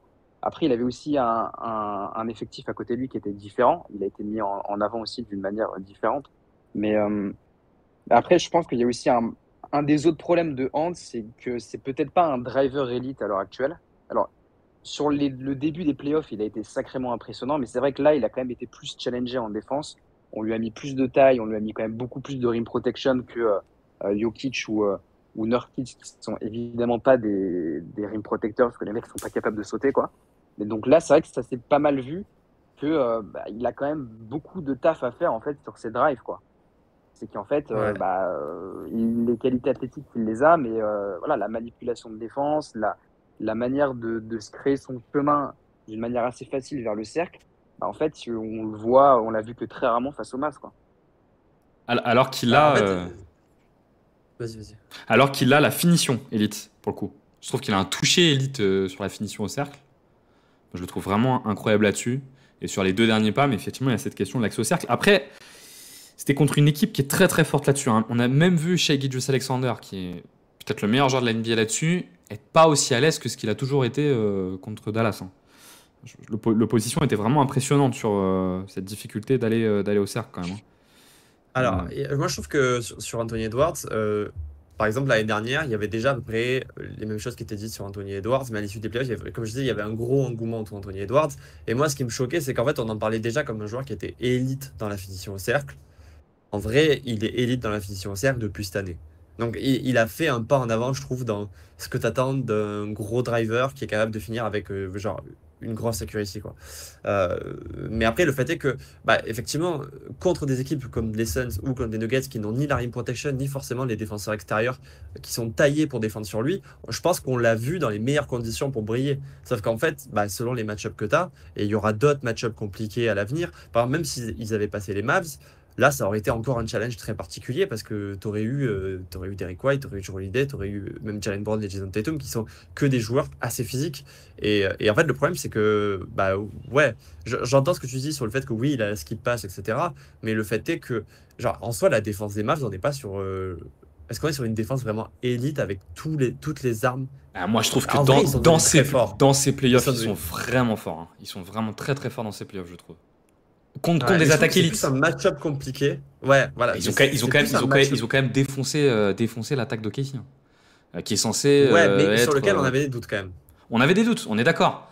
Et ils ont une défense pas assez forte pour ne pas avoir à faire des choix forts. Ils sont obligés de faire des choix forts. Alors que des top défenses arrivent à couvrir un peu tout parfois, tu sais.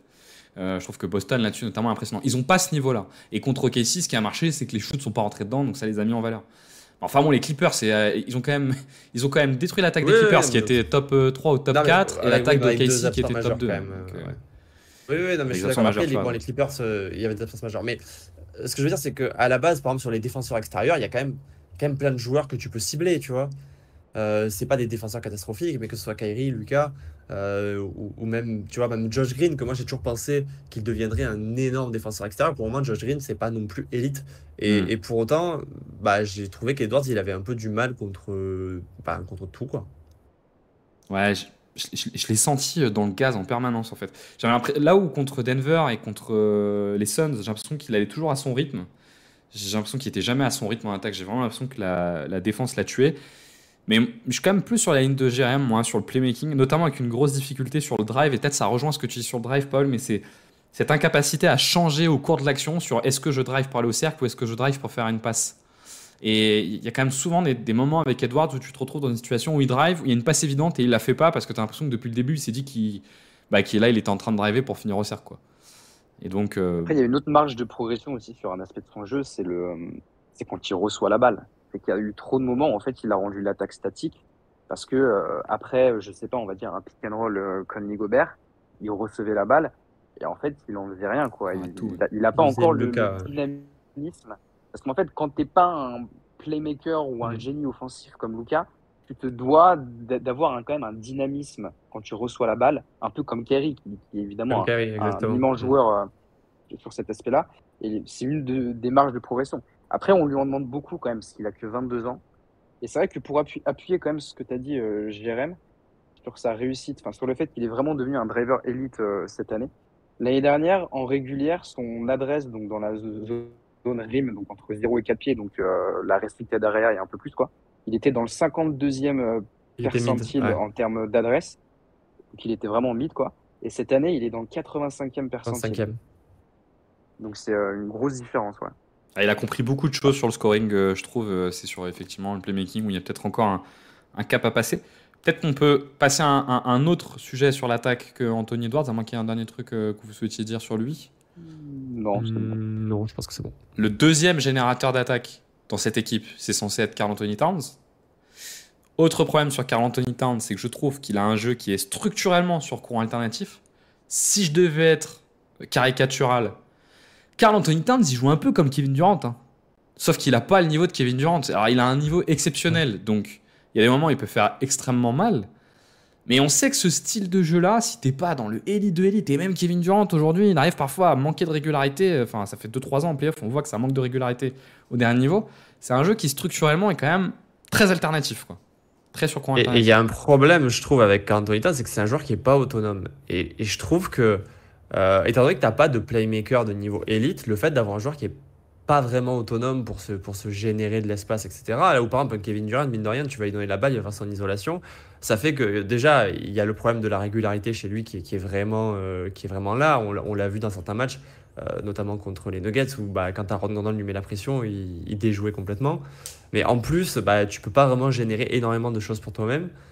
Ce qui fait que pour un joueur qui est, alors, je parle de contrat, mais qui est vraiment un contrat max-max, c'est vrai que ça fait quand même beaucoup de limites, sans compter la limite défensive, quoi. Donc oui, sur le plan offensif, Karl Anthony Towns, on va pas se mentir, sa place dans l'équipe, elle est assez compliquée à évaluer. Et du coup, je voulais en profiter pour dire un truc, c'est que j'ai trouvé limite, sur l'ensemble de la campagne, Nasrid peut-être plus fort. C'est-à-dire que est plus Nasrid méta. avait la capacité à faire pencher des matchs. Moi, je l'ai vu sur déjà les 2 premières séries, et particulièrement contre Denver. En vrai, dans les raisons pour lesquelles il gagne en attaque, c'est aussi parce que Naz Reid, il a 2-3 coups d'accélération dans la série où il change le match en fait. Il est plus méta. Et En fait, il est bah, très axé clairement. 3 points drive. Et en fait, Ouais. c'est plus méta. Le seul schéma autonome de Karl Anthony Towns, surtout dans un contexte où il joue avec Rudy Gobert, c'est les longs post-up. C'est les post-up de loin. Où tu peux avoir des séquences, typiquement, contre Denver, c'était pas mal. C'était plutôt rentable. Enfin, en tout cas, ça générait du jeu. Rentable, je sais pas, mais en tout cas, ça générait du jeu. Aaron Gordon était en difficulté. Le problème, c'est que tu sais que tu frappes. Enfin, c'est pas rentable sur toute Pas une une série là-dessus. ouais, ou en tout cas, c'est sur une série, pas sur tout un round de playoff. C'est-à-dire du post-up de loin. Enfin, on l'a vu de toute façon, hein, il a tenté un peu contre PJ Washington. Malheureusement, bah oui, bah, c'était pas rentable. Effectivement, c'était pas rentable. Euh, donc, effectivement, il y a ces soucis-là. Toi, t'en penses quoi, Paul, de Karl Anthony Towns? Je suis un peu partagé. Parce que je trouve quand même qu'il fait des playoffs assez solides en attaque. Il a été très bien utilisé en début de playoff. On l'a vu utilisé en passeur post-haut par moment. Beaucoup moins sur la fin des Ouais, c'est vrai, playoffs. très très bon là-dessus. Ouais. Euh, il y a eu d'autres utilisations aussi qui étaient intéressantes, comme le fait qu'on a vu aussi de temps en temps, peut-être pas assez, mais des pick and roll 4 Gobert avec 4 Bolendler. Moi, j'aurais quand même aimé voir plus de pick and pop entre 4 déjà tout au long de la saison, mais surtout en playoff et surtout contre les Mavs. Je trouvais qu'il y avait quand même un vrai truc à faire avec en profitant du fait que quand même 4 c'est un intérieur et qu'il peut pop, quoi. C'est quand même un shooter assez incroyable. Maintenant, ouais, il y a un aspect mental aussi avec 4. Alors, ok, par moment, c'est vrai qu'il n'est pas très respecté par les arbitres, mais il se frustre beaucoup et il a du mal à être crafty, quoi, en attaque. Je trouve que il va peut-être pas suffisamment gratter des lancers. Sa lecture aussi des possessions ou de ce qui se passe sur le terrain, par moment, elle n'est pas suffisamment bonne. Genre, ok, t'as des ISO pardon, sur PJ Washington où tu arrives à créer le décalage, mais quand tu vois qu'un mec vient aider, bah, t'es pas obligé de à chaque fois lui shooter dessus, quoi. Donc, il y a eu des choses intéressantes sur ces playoffs, sur les deux séries face aux Suns et face aux Nuggets. Il y a eu une utilisation aussi intéressante, mais j'ai quand même un peu peur pour la suite parce que là, il va prendre un contrat super max. Et je pense pas que ce soit un joueur avec un impact super max, surtout vu sa défense.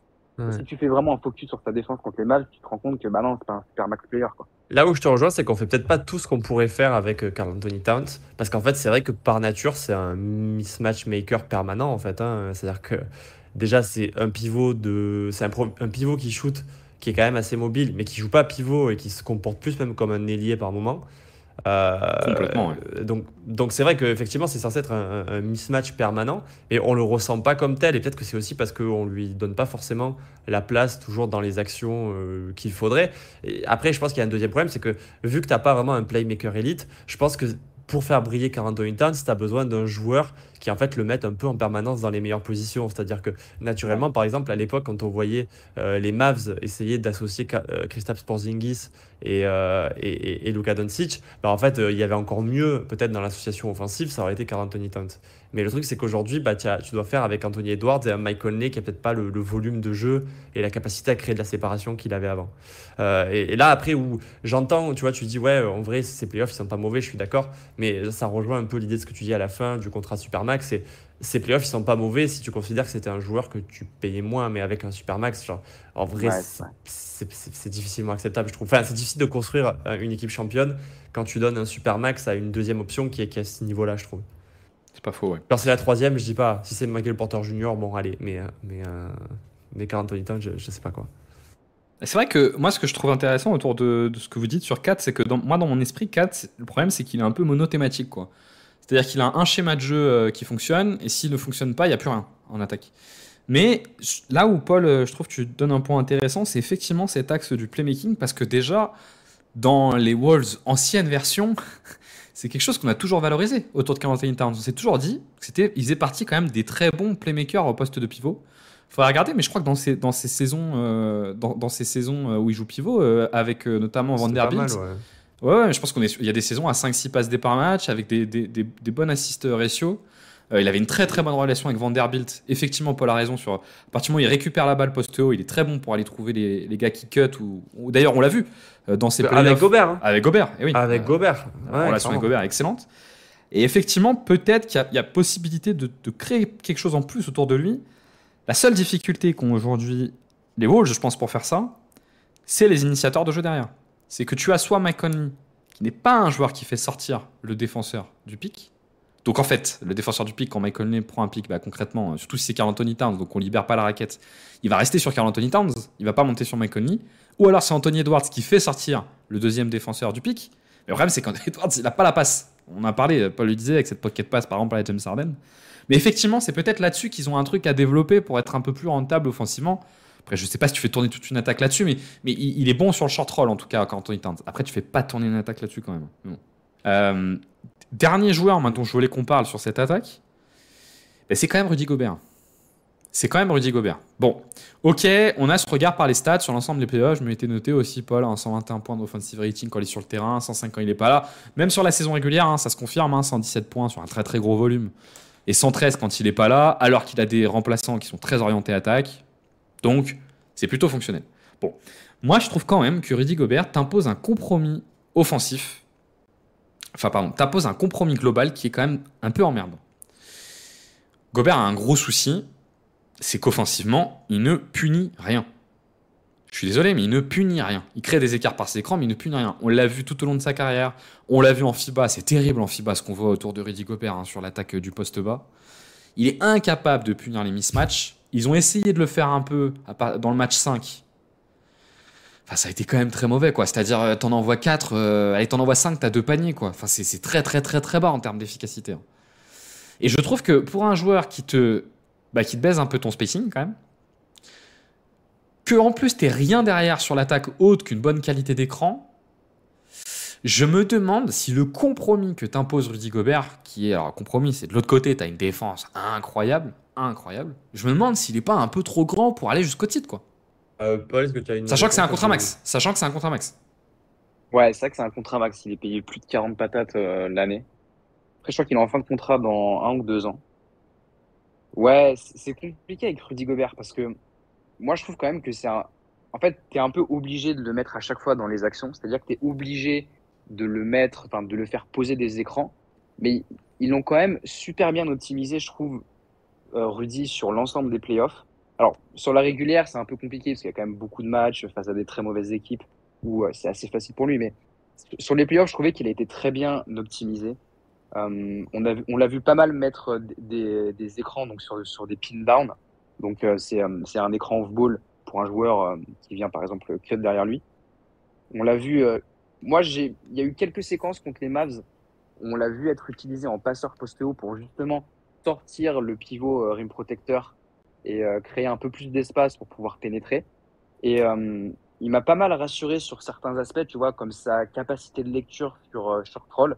Moi, je trouve que c'est quand même le jour et la nuit par rapport à ses lectures dramatiques en début de carrière. Mais ouais, c'est quand même assez flippant. C'est-à-dire qu'il n'est pas capable de punir une mismatch. Tu lui mets un mètre. Je pense que si tu lui mets Jamal Murray, j'ai pas trop d'exemples en tête sur la série, mais il n'est pas capable de punir Jamal Murray, quoi. Il a une dextérité qui est horrible à regarder. Il contrôle pas son corps, il contrôle pas ses mouvements. Enfin, c'est très bizarre à regarder, quoi. Et ce qui est marrant, c'est que il a vraiment du mal à punir donc des post-up en attaque. Par contre, en défense, il a une maîtrise des espaces, de son corps, du jeu, de la compréhension du jeu, qui est tellement excellente que c'est un joueur tellement particulier que c'est assez bizarre, ouais. Surtout dans la NBA moderne, tu vois, sur ce que tu disais. Parce qu'en fait, il a progressé sur le post-up, c'est une réalité. Sauf que le problème, c'est que le niveau d'efficacité globale de la NBA a tellement progressé depuis 5-6 ans que tu passes d'un monde, je vais être caricatural, mais où tu étais à 110 d'offensive rating pour avoir une bonne attaque il y a 7-8 ans, à aujourd'hui, il faut être à 120. Donc même s'il a progressé un peu sur le post-up, le problème, c'est que l'ensemble des attaques a tellement progressé que du coup, c'est vraiment pas rentable. Le principe même de la NBA, c'est d'avoir des joueurs tellement forts que tu as juste à faire des choses simples pour être efficace offensivement. Moi, j'ai l'impression que quand tu te retrouves dans un schéma où tu es obligé de faire des choses complexes pour trouver une forme d'efficacité offensive, en fait, tu as presque déjà perdu. Et tu vois, alors, tu peux en avoir un peu, effectivement, sur les pin-downs, tu as raison, je l'avais noté aussi, je me l'étais noté aussi à l'époque, et tout à fait vrai, une bonne utilisation off-ball, de toute façon, c'est un excellent poseur d'écran. Bon, sur le poste haut, tu sais que tu vas pas générer grand-chose. Tu sais que quand il y a un pick Conley-Gobert, Conley, il va pas attaquer s'il y a un switch, le mismatch, et Gobert, il est pas capable de punir le mismatch non plus. Donc sur ce premier truc que Jérém te décrivait comme étant leur principale source d'attaque, putain, les deux ils sont pas capables vraiment de punir. Ouais, Quoi. c'est compliqué, ouais. T'es structurellement dans un truc très complexe. Donc ta seule voie de sortie, c'est Anthony Edwards dans les moments chauds, il est hyper efficace sur les trucs super durs. Je trouve que t'as un compromis difficile. Jérém, je sais pas comment tu sens le truc toi. Bah, alors, le truc, c'est que pour moi, en fait, ils ont pris une voie où c'est construit quand même sur cette capacité que Gobert t'apporte en défense. Et que, en vrai, c'est où tu arrives avec lui ou tu n'y arriveras pas. On a souvent tendance à analyser le truc et se dire, OK, ouais, en défense, c'est comme ça, en attaque, c'est comme ça. N'empêche que la défense et l'attaque se nourrissent l'un l'autre et que tu peux avoir une défense aussi agressive parce que tu as Rudy Gobert derrière. Donc, tu peux générer de la transition parce que tu as Rudy Gobert derrière. Il t'apporte une sécurité qui fait que, bah, mine de rien, vu que l'adversaire est inefficace offensivement, parce qu'aussi il est là, bah, mine de rien, pareil, Mais de la tu peux jouer pression. vite, etc. Et que du coup, évidemment, oui, il y a un compromis, mais de l'autre côté, en fait, ils génèrent tellement de compromis chez l'adversaire dans leur attaque que, bah, mine de rien, je pense que ça compense assez largement. Et pour preuve, le Jazz, qui n'avait pas non plus de véritable superstar offensive, a réussi à être une excellente attaque en faisant des choses très simples d'ailleurs, avec Rudy Gobert qui touchait pas un ballon, mais n'empêche qu'ils arrivaient avec Donovan Mitchell en moteur offensif à être peut-être une des 2-3 meilleures attaques NBA. Donc moi je pense que tu peux y arriver. Le problème c'est que les Wolves ils ont été construits finalement sur l'idée que ils allaient être une excellente défense et que leur attaque allait être construite autour d'une paire Anthony Edwards et Karl Anthony Towns. Et je pense qu'aujourd'hui, le problème, il est surtout là. C'est qu'en fait, cette paire Anthony Edwards, Karl Anthony Towns, elle ne fonctionne pas et elle ne fonctionnera pas parce qu'il n'y a pas de moteur offensif.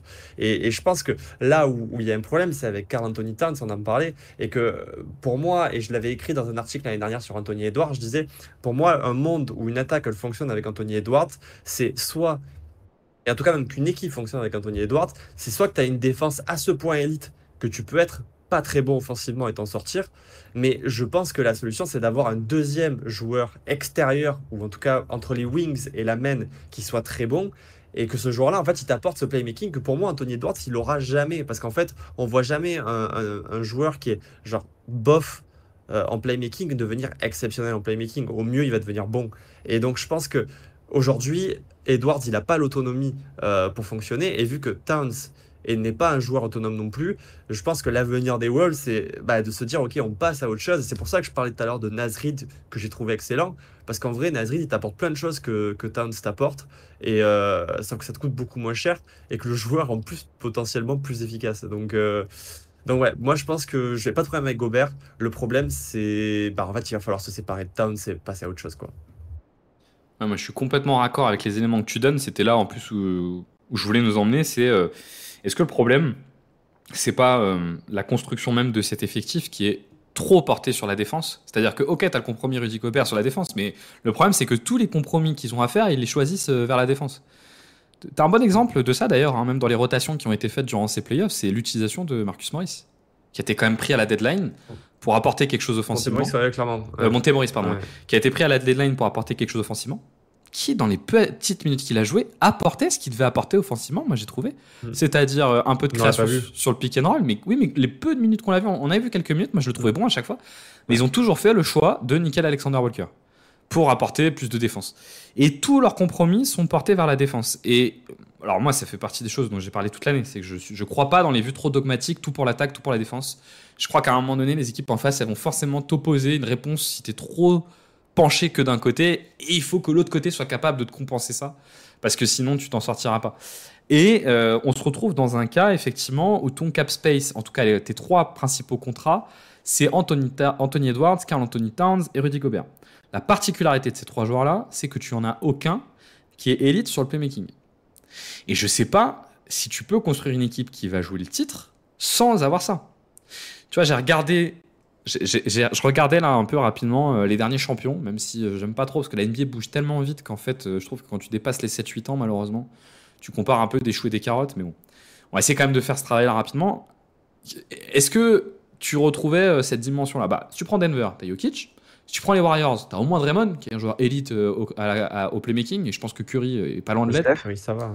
Et Steph aussi est pas loin de l'être. Ah, Steph, je le mets juste un poil en dessous du élite, je trouve. Mais bon, je le trouve en tout cas Ouais, très mais très tout ce bon. qui crée off-ball, en vrai, il est un peu. Ouais, il est un peu La raté. complémentarité avec Draymond entre ce que crée Steph off-ball et le playmaking de Draymond, t'as cette dimension-là. Allez, ok, les Bucks, tu l'avais peut-être pas, mais le run est très très très très particulier. Et malgré tout, tu avais quand même Yanis et Joe Holiday qui sont d'un niveau supérieur sur le playmaking à Karl Anthony Towns et Anthony Edwards. Ensuite, c'est les Lakers avec les LeBron, Toronto avec Kyle Lowry, bien évidemment que tu l'as. Les Warriors encore, Draymond Curry, les Cavs avec LeBron, le Heat Oui, avec après, LeBron. après c'est que des Warriors Cavs, clairement. Et puis après, tu viens très loin. Bon, en gros, la première équipe que j'ai retrouvée, c'est les Lakers de Kobe. Mais bon, c'est 2010, c'est même plus le même basket, quoi. Enfin, on est sur Ouais, mais un regarde les, basket sans efficacité. Ouais. regarde les Celtics cette saison. Est-ce qu'il y a vraiment un playmaker élite Voilà. dans cette équipe? Parce que je pense pas que Ouais, Tatum mais ils jouent soit à un l'Est. playmaker élite. Hein. Ils Ouais, ont mais c'est surtout tapé qu'il y a que un des équipes spacing. pétées. Hein. Ouais, mais ils ont surtout Ouais. un spacing ultra Non, mais optimisé, du coup, quoi. ça marche. Ça marche, mais il faut jouer dans la bonne conférence, quoi. Parce que, en fait, je pense que le problème, c'est. Non, mais en vrai, c'est pas une blague. C'est qu'en fait, en playoff, plus tu joues de bonnes équipes et plus tu as de chances d'avoir un match-up qui est problématique. Et effectivement, bah, si tu tombes sur une bonne année, tu peux ne pas avoir la construction parfaite et ne pas tomber sur une équipe qui met en avant tes faiblesses. Donc, oui, tu peux aller au bout avec cette équipe, mais il faut plus de chance, tu vois. Et en vrai, on en parlait, je suis fan de Denver, on en parlait pour Denver l'année dernière. Il y avait pas eu d'opposition contre Denver qui mettait particulièrement en avant les faiblesses de Denver. Et là, cette année, ils sont tombés contre l'équipe qui les mettait vraiment bien en avant et du coup, ils sont tombés. Donc, oui, en vrai, tu peux. C'est juste que tu maximises pas tes chances, je pense. Ouais, non, mais c'est ça, c'est que t'as raison. C'est vrai que t'as raison. C'est-à-dire, plus tu joues des équipes fortes, plus t'as de chances de tomber sur un match-up défavorable. Si tu joues que des équipes faibles, t'as moins de chances de tomber sur un match-up défavorable. Et alors, je trouve que c'est un très bon exemple que donne Paul pour le coup, parce que je pense qu'on a peut-être sous-estimé un peu la qualité de Boston, parce qu'à cause de cette variance à 3 points, on s'est dit, ah, peut-être qu'il y a des limites. Bon, sauf que, au bout d'un moment, ça fait quand même un an que ça rentre, c'est rentré pendant les playoffs, et il reste plus qu'une série pour que ça marche jusqu'au bout, ce truc-là. Mais bon, déjà de 1, ils n'ont pas encore gagné. Et à minima, il y a 2 ans, quand ils ont joué contre les Warriors, ça a été la limite, moi je trouvais. Hein. Je trouvais que la principale limite qu'ils ont eu contre les Ouais, je suis Warriors, d'accord. c'était cette création de mi-terrain, et tu virais dans un espèce de 1 contre 1 permanent avec Tatum, enfin, c'était pas du tout fonctionnel. Et au pire, bah, tu auras peut-être une exception qui confirme la règle. Mais parce que, alors c'est vrai que là tu as raison Paul, la contrepartie qu'ils ont, c'est qu'ils n'ont pas le compromis et pas de playmaking et pas de spacing. C'est-à-dire qu'ils ont un spacing de dingue. Dallas a Oui, ce compromis ça, le avec problème. un manque de spacing, mais un playmaking de dingue avec Lucas, quoi. Mais ils ont aussi peut-être plus de connecteurs entre Rui Holiday, Derrick White, même Al Horford. Ils ont plus de mecs qui sont capables de faire une bonne lecture au bon moment sur du short roll ou sur une extra passe, quoi. Et pour le coup, c'est que des joueurs autonomes, en fait. Oui, ils n'ont pas un énorme volume, mais n'empêche que leur schéma, c'est en gros, tu crées un premier décalage, tu décales, le joueur, il est censé l'exploiter. Donc, comme tu dis, en fait, ils ont que des connecteurs. Ils ont 6 connecteurs de très bon niveau. Et c'est ce qui fait que ça fonctionne. Donc, oui, les Wolves, ils s'en sont pas là. Hein. Alexander Walker, McDaniels, etc. Enfin, c'est pas de ce niveau-là, clairement. Ouais, ils ont à Je minima pense que, ouais. peut-être 3 joueurs qui seraient les meilleurs playmakers s'ils jouaient à Minnesota. Joe Holiday, Derrick White et Jason Tatum. Donc c'est vrai que ça fait un petit écart. Ouais, il y a Conley, mais ouais. Ouais, il y a Conley quand même. Peut-être que Tatum, j'abuse un peu, ouais. Qui est en cours. Oui, mais bon, il a 36 ans, donc effectivement, en termes de volume. Est-ce que, du coup, ce que tu nous dis, Jérém, je sais pas ce que Paul t'en pense, c'est que peut-être que le trade qu'il faudrait faire, c'est trader Katz pour un playmaker, c'est ça? Je sais pas ce que tu aurais, tu vois, mais pour moi, je pense que l'avenir des Wolves, il est un peu là. Après, il faut des opportunités de marché, il faut des gens qui soient capables de récupérer les 60 millions de 4. Mais oui, pour moi, l'avenir des Wolves, il est là parce que je pense que c'est le compromis le plus faible que tu peux faire dans ce que tu as de bien aujourd'hui, avec la capacité à gagner le plus sur ce que tu fais mal aujourd'hui. Paul, t'en penses quoi? J'étais en train de check son contrat parce que l'année prochaine, cette année, il était payé que 36 millions. L'année prochaine, il va 49, être ouais. payé 49 millions. Donc, c'est quand même 35% de ton salary cap. Et moi, j'ai quand même du Et mal à 60, voir une j'exagère. équipe prendre son contrat, quoi. Parce qu'il lui reste quand même 4 ans avec la player option sur la dernière année. Donc, j'ai du mal à croire qu'ils vont réussir à se séparer de Karl Anthony Towns. Parce que si vraiment tu veux le GRT, il va falloir envoyer des pics. Et des pics, ils en ont plus beaucoup. Donc, je pense que le travail, il va être sur comment réussir à peut-être faire un ou deux sacrifices parmi tes meilleurs joueurs pour avoir un peu plus de spacing. Parce que tu vois, Nickel Alexander Walker, il a quand même un peu loupé ses playoffs en termes de shot making. Il n'est même pas à 30% sur l'ensemble des playoffs à 3 points. Cal Anderson, bah, il t'apporte de l'attaque, hein, je dis pas. Hein. Il a quand même du talent, il est capable de sanctionner à mi-distance, il a une bonne vision du jeu. mais il shoot pas, quoi. Le mec, 25% à 3 points sur 0,5 tentatives par match, c'est pas suffisant. Donc je pense qu'il y a un travail à aller faire là-dessus. Ça voudra peut-être dire sacrifier un Conley ou un McDaniels, mais j'y crois pas trop. Mais j'y crois encore moins sur le fait qu'ils vont réussir à trade Karl Anthony Towns pour un playmaker suffisamment fort qui est une upgrade par rapport à ce qu'ils ont, quoi. Après, faut jamais sous-estimer ce que, tu vois, le nombre d'équipes qui peuvent être entrées dans un deal. De toute Ouais. façon, je joue rien cette saison. Donc en vrai, moi souvent je me dis, ah, cette situation elle est inextricable et je me rends compte que de plus en plus qu'en fait les GM, ils arrivent en incluant une équipe de plus et en lâchant un tour de draft de genre dans 6 ou 7 ans à obtenir ce qu'ils veulent. Maintenant, moi c'est la question, c'est plus effectivement, la deuxième partie, c'est bah, qui tu vas choper, qui est disponible et qu'est-ce que tu as en donnant 4 quoi. Euh, Après la Après, partie c'est quand même 4, un en mec vrai, qui est. Ouais, c'est aussi un mec qui est là depuis 9 ans, quoi. Tu vois, le nouveau, enfin, c'est le plus ancien, je pense, de l'effectif, Karl Anthony Towns. Donc, c'est part quand bah, même il représente d'un. une génération de défaites quand même. Ouais, c'est sûr. Après, Il vient de enfin, faire il a une jamais finale de été très conférence, bien quand même. entouré non plus, quoi. Oui, bon, allez, vas-y, prends l'historique des 9 saisons qu'il a fait en NBA, c'est quand même la Ouais, dépression, non, mais c'est sûr. pour Jimmy Butler. On est d'accord. Bah peut-être qu'on peut terminer là-dessus. Je peux vous faire des petits, des petits scénarios de trade et vous Il me va faire dites. un tu préfères. Ouais, un petit tu préfères, en tout cas des petits scénarios de trade et vous me dites si vous faites ou pas. Est-ce que vous tradez Karl Anthony Towns pour Tyler Hero? Non. Non. Ok. Sachant que si c'était le Hero, il y aura probablement un petit plus 1 avec. Un petit ailier fort pour compenser. Est-ce que vous tradez Karl Anthony Ouais. Towns contre Michael Brogdon et Jeremy Grant? Tu sais que j'aime Jeremy Grant. Moi, je le fais. Tout excité. Ouais, moi je le fais, je suis chaud.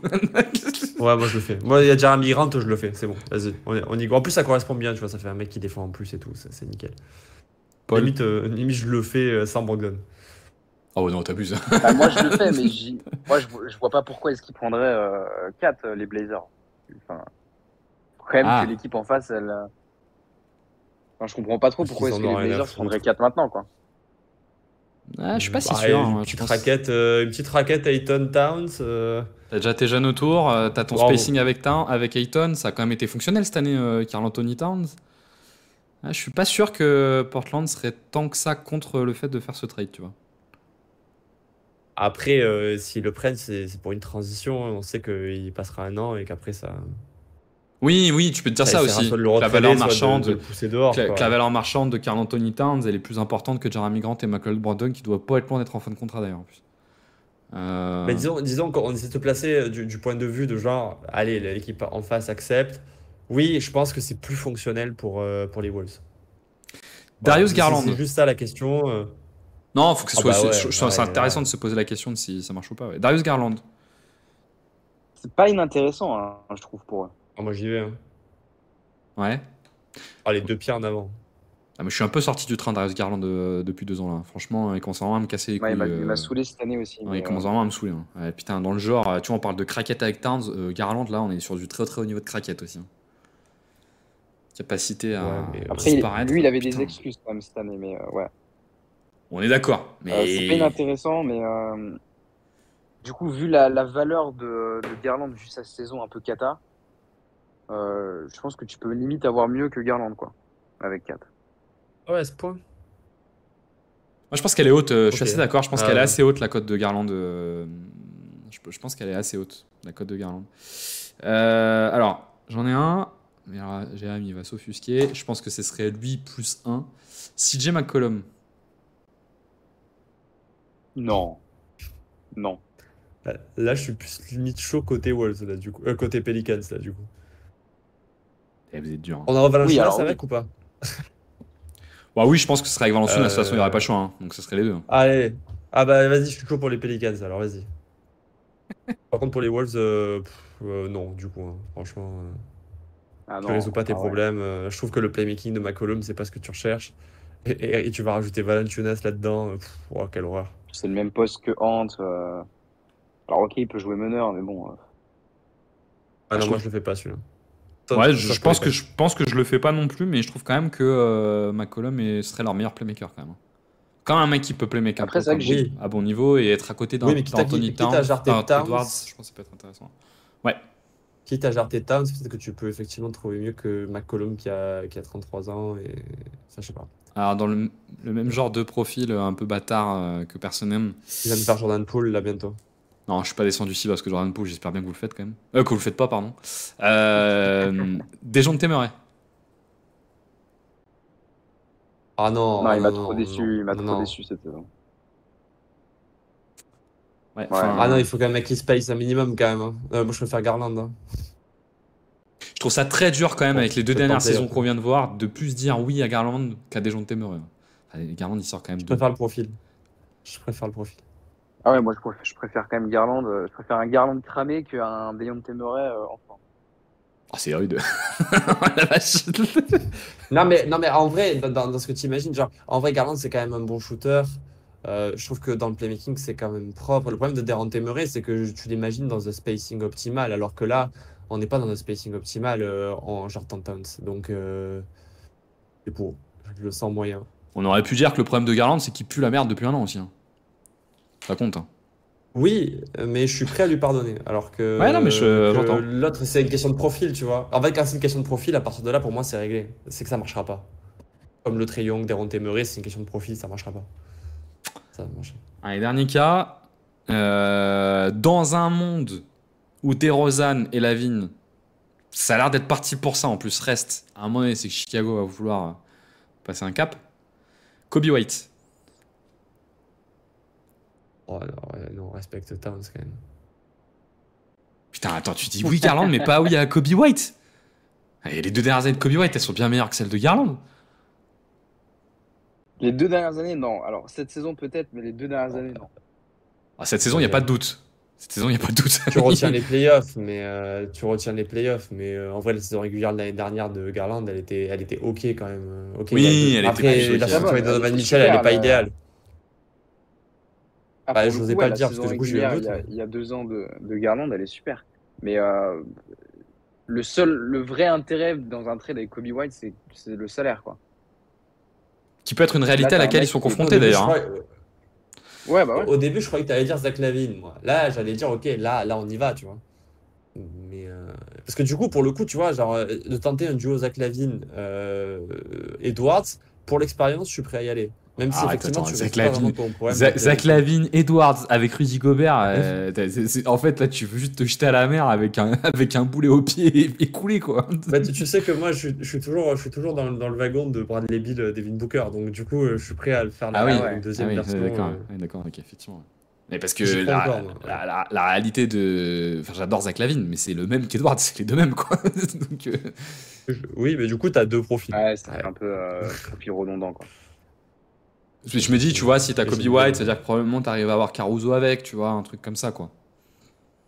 Ouais, mais t'as pas ton playmaking. Genre, franchement, Kobe Non, White. c'est vrai. Non, mais t'as toujours Mike Conley. T'as toujours Mike Oui. Conley. Non, mais t'as raison, c'est peut-être pas idéal. Je pense que je dis non plus. Moi, je pense que dans le lot. Putain, le grand Brogdon est dur à faire parce que ça demande d'avoir un peu de coronets quand même, de lâcher Towns pour avoir deux mecs comme ça. Donc, je sais pas si. Mais toi, tu vas grand tout seul, hein, toi aussi. Forcément, Oui. tu vas avec aussi Brogdon. J'ai une vraie interrogation sur Garland. Moi, Garland, j'ai dit que je sortais du train là, il y a pas longtemps, donc je vais tenir ma ligne et je dis non. Dejounte Murray, je pense que c'est la valeur de joueur la plus forte que tu peux avoir avec Anthony Towns aujourd'hui.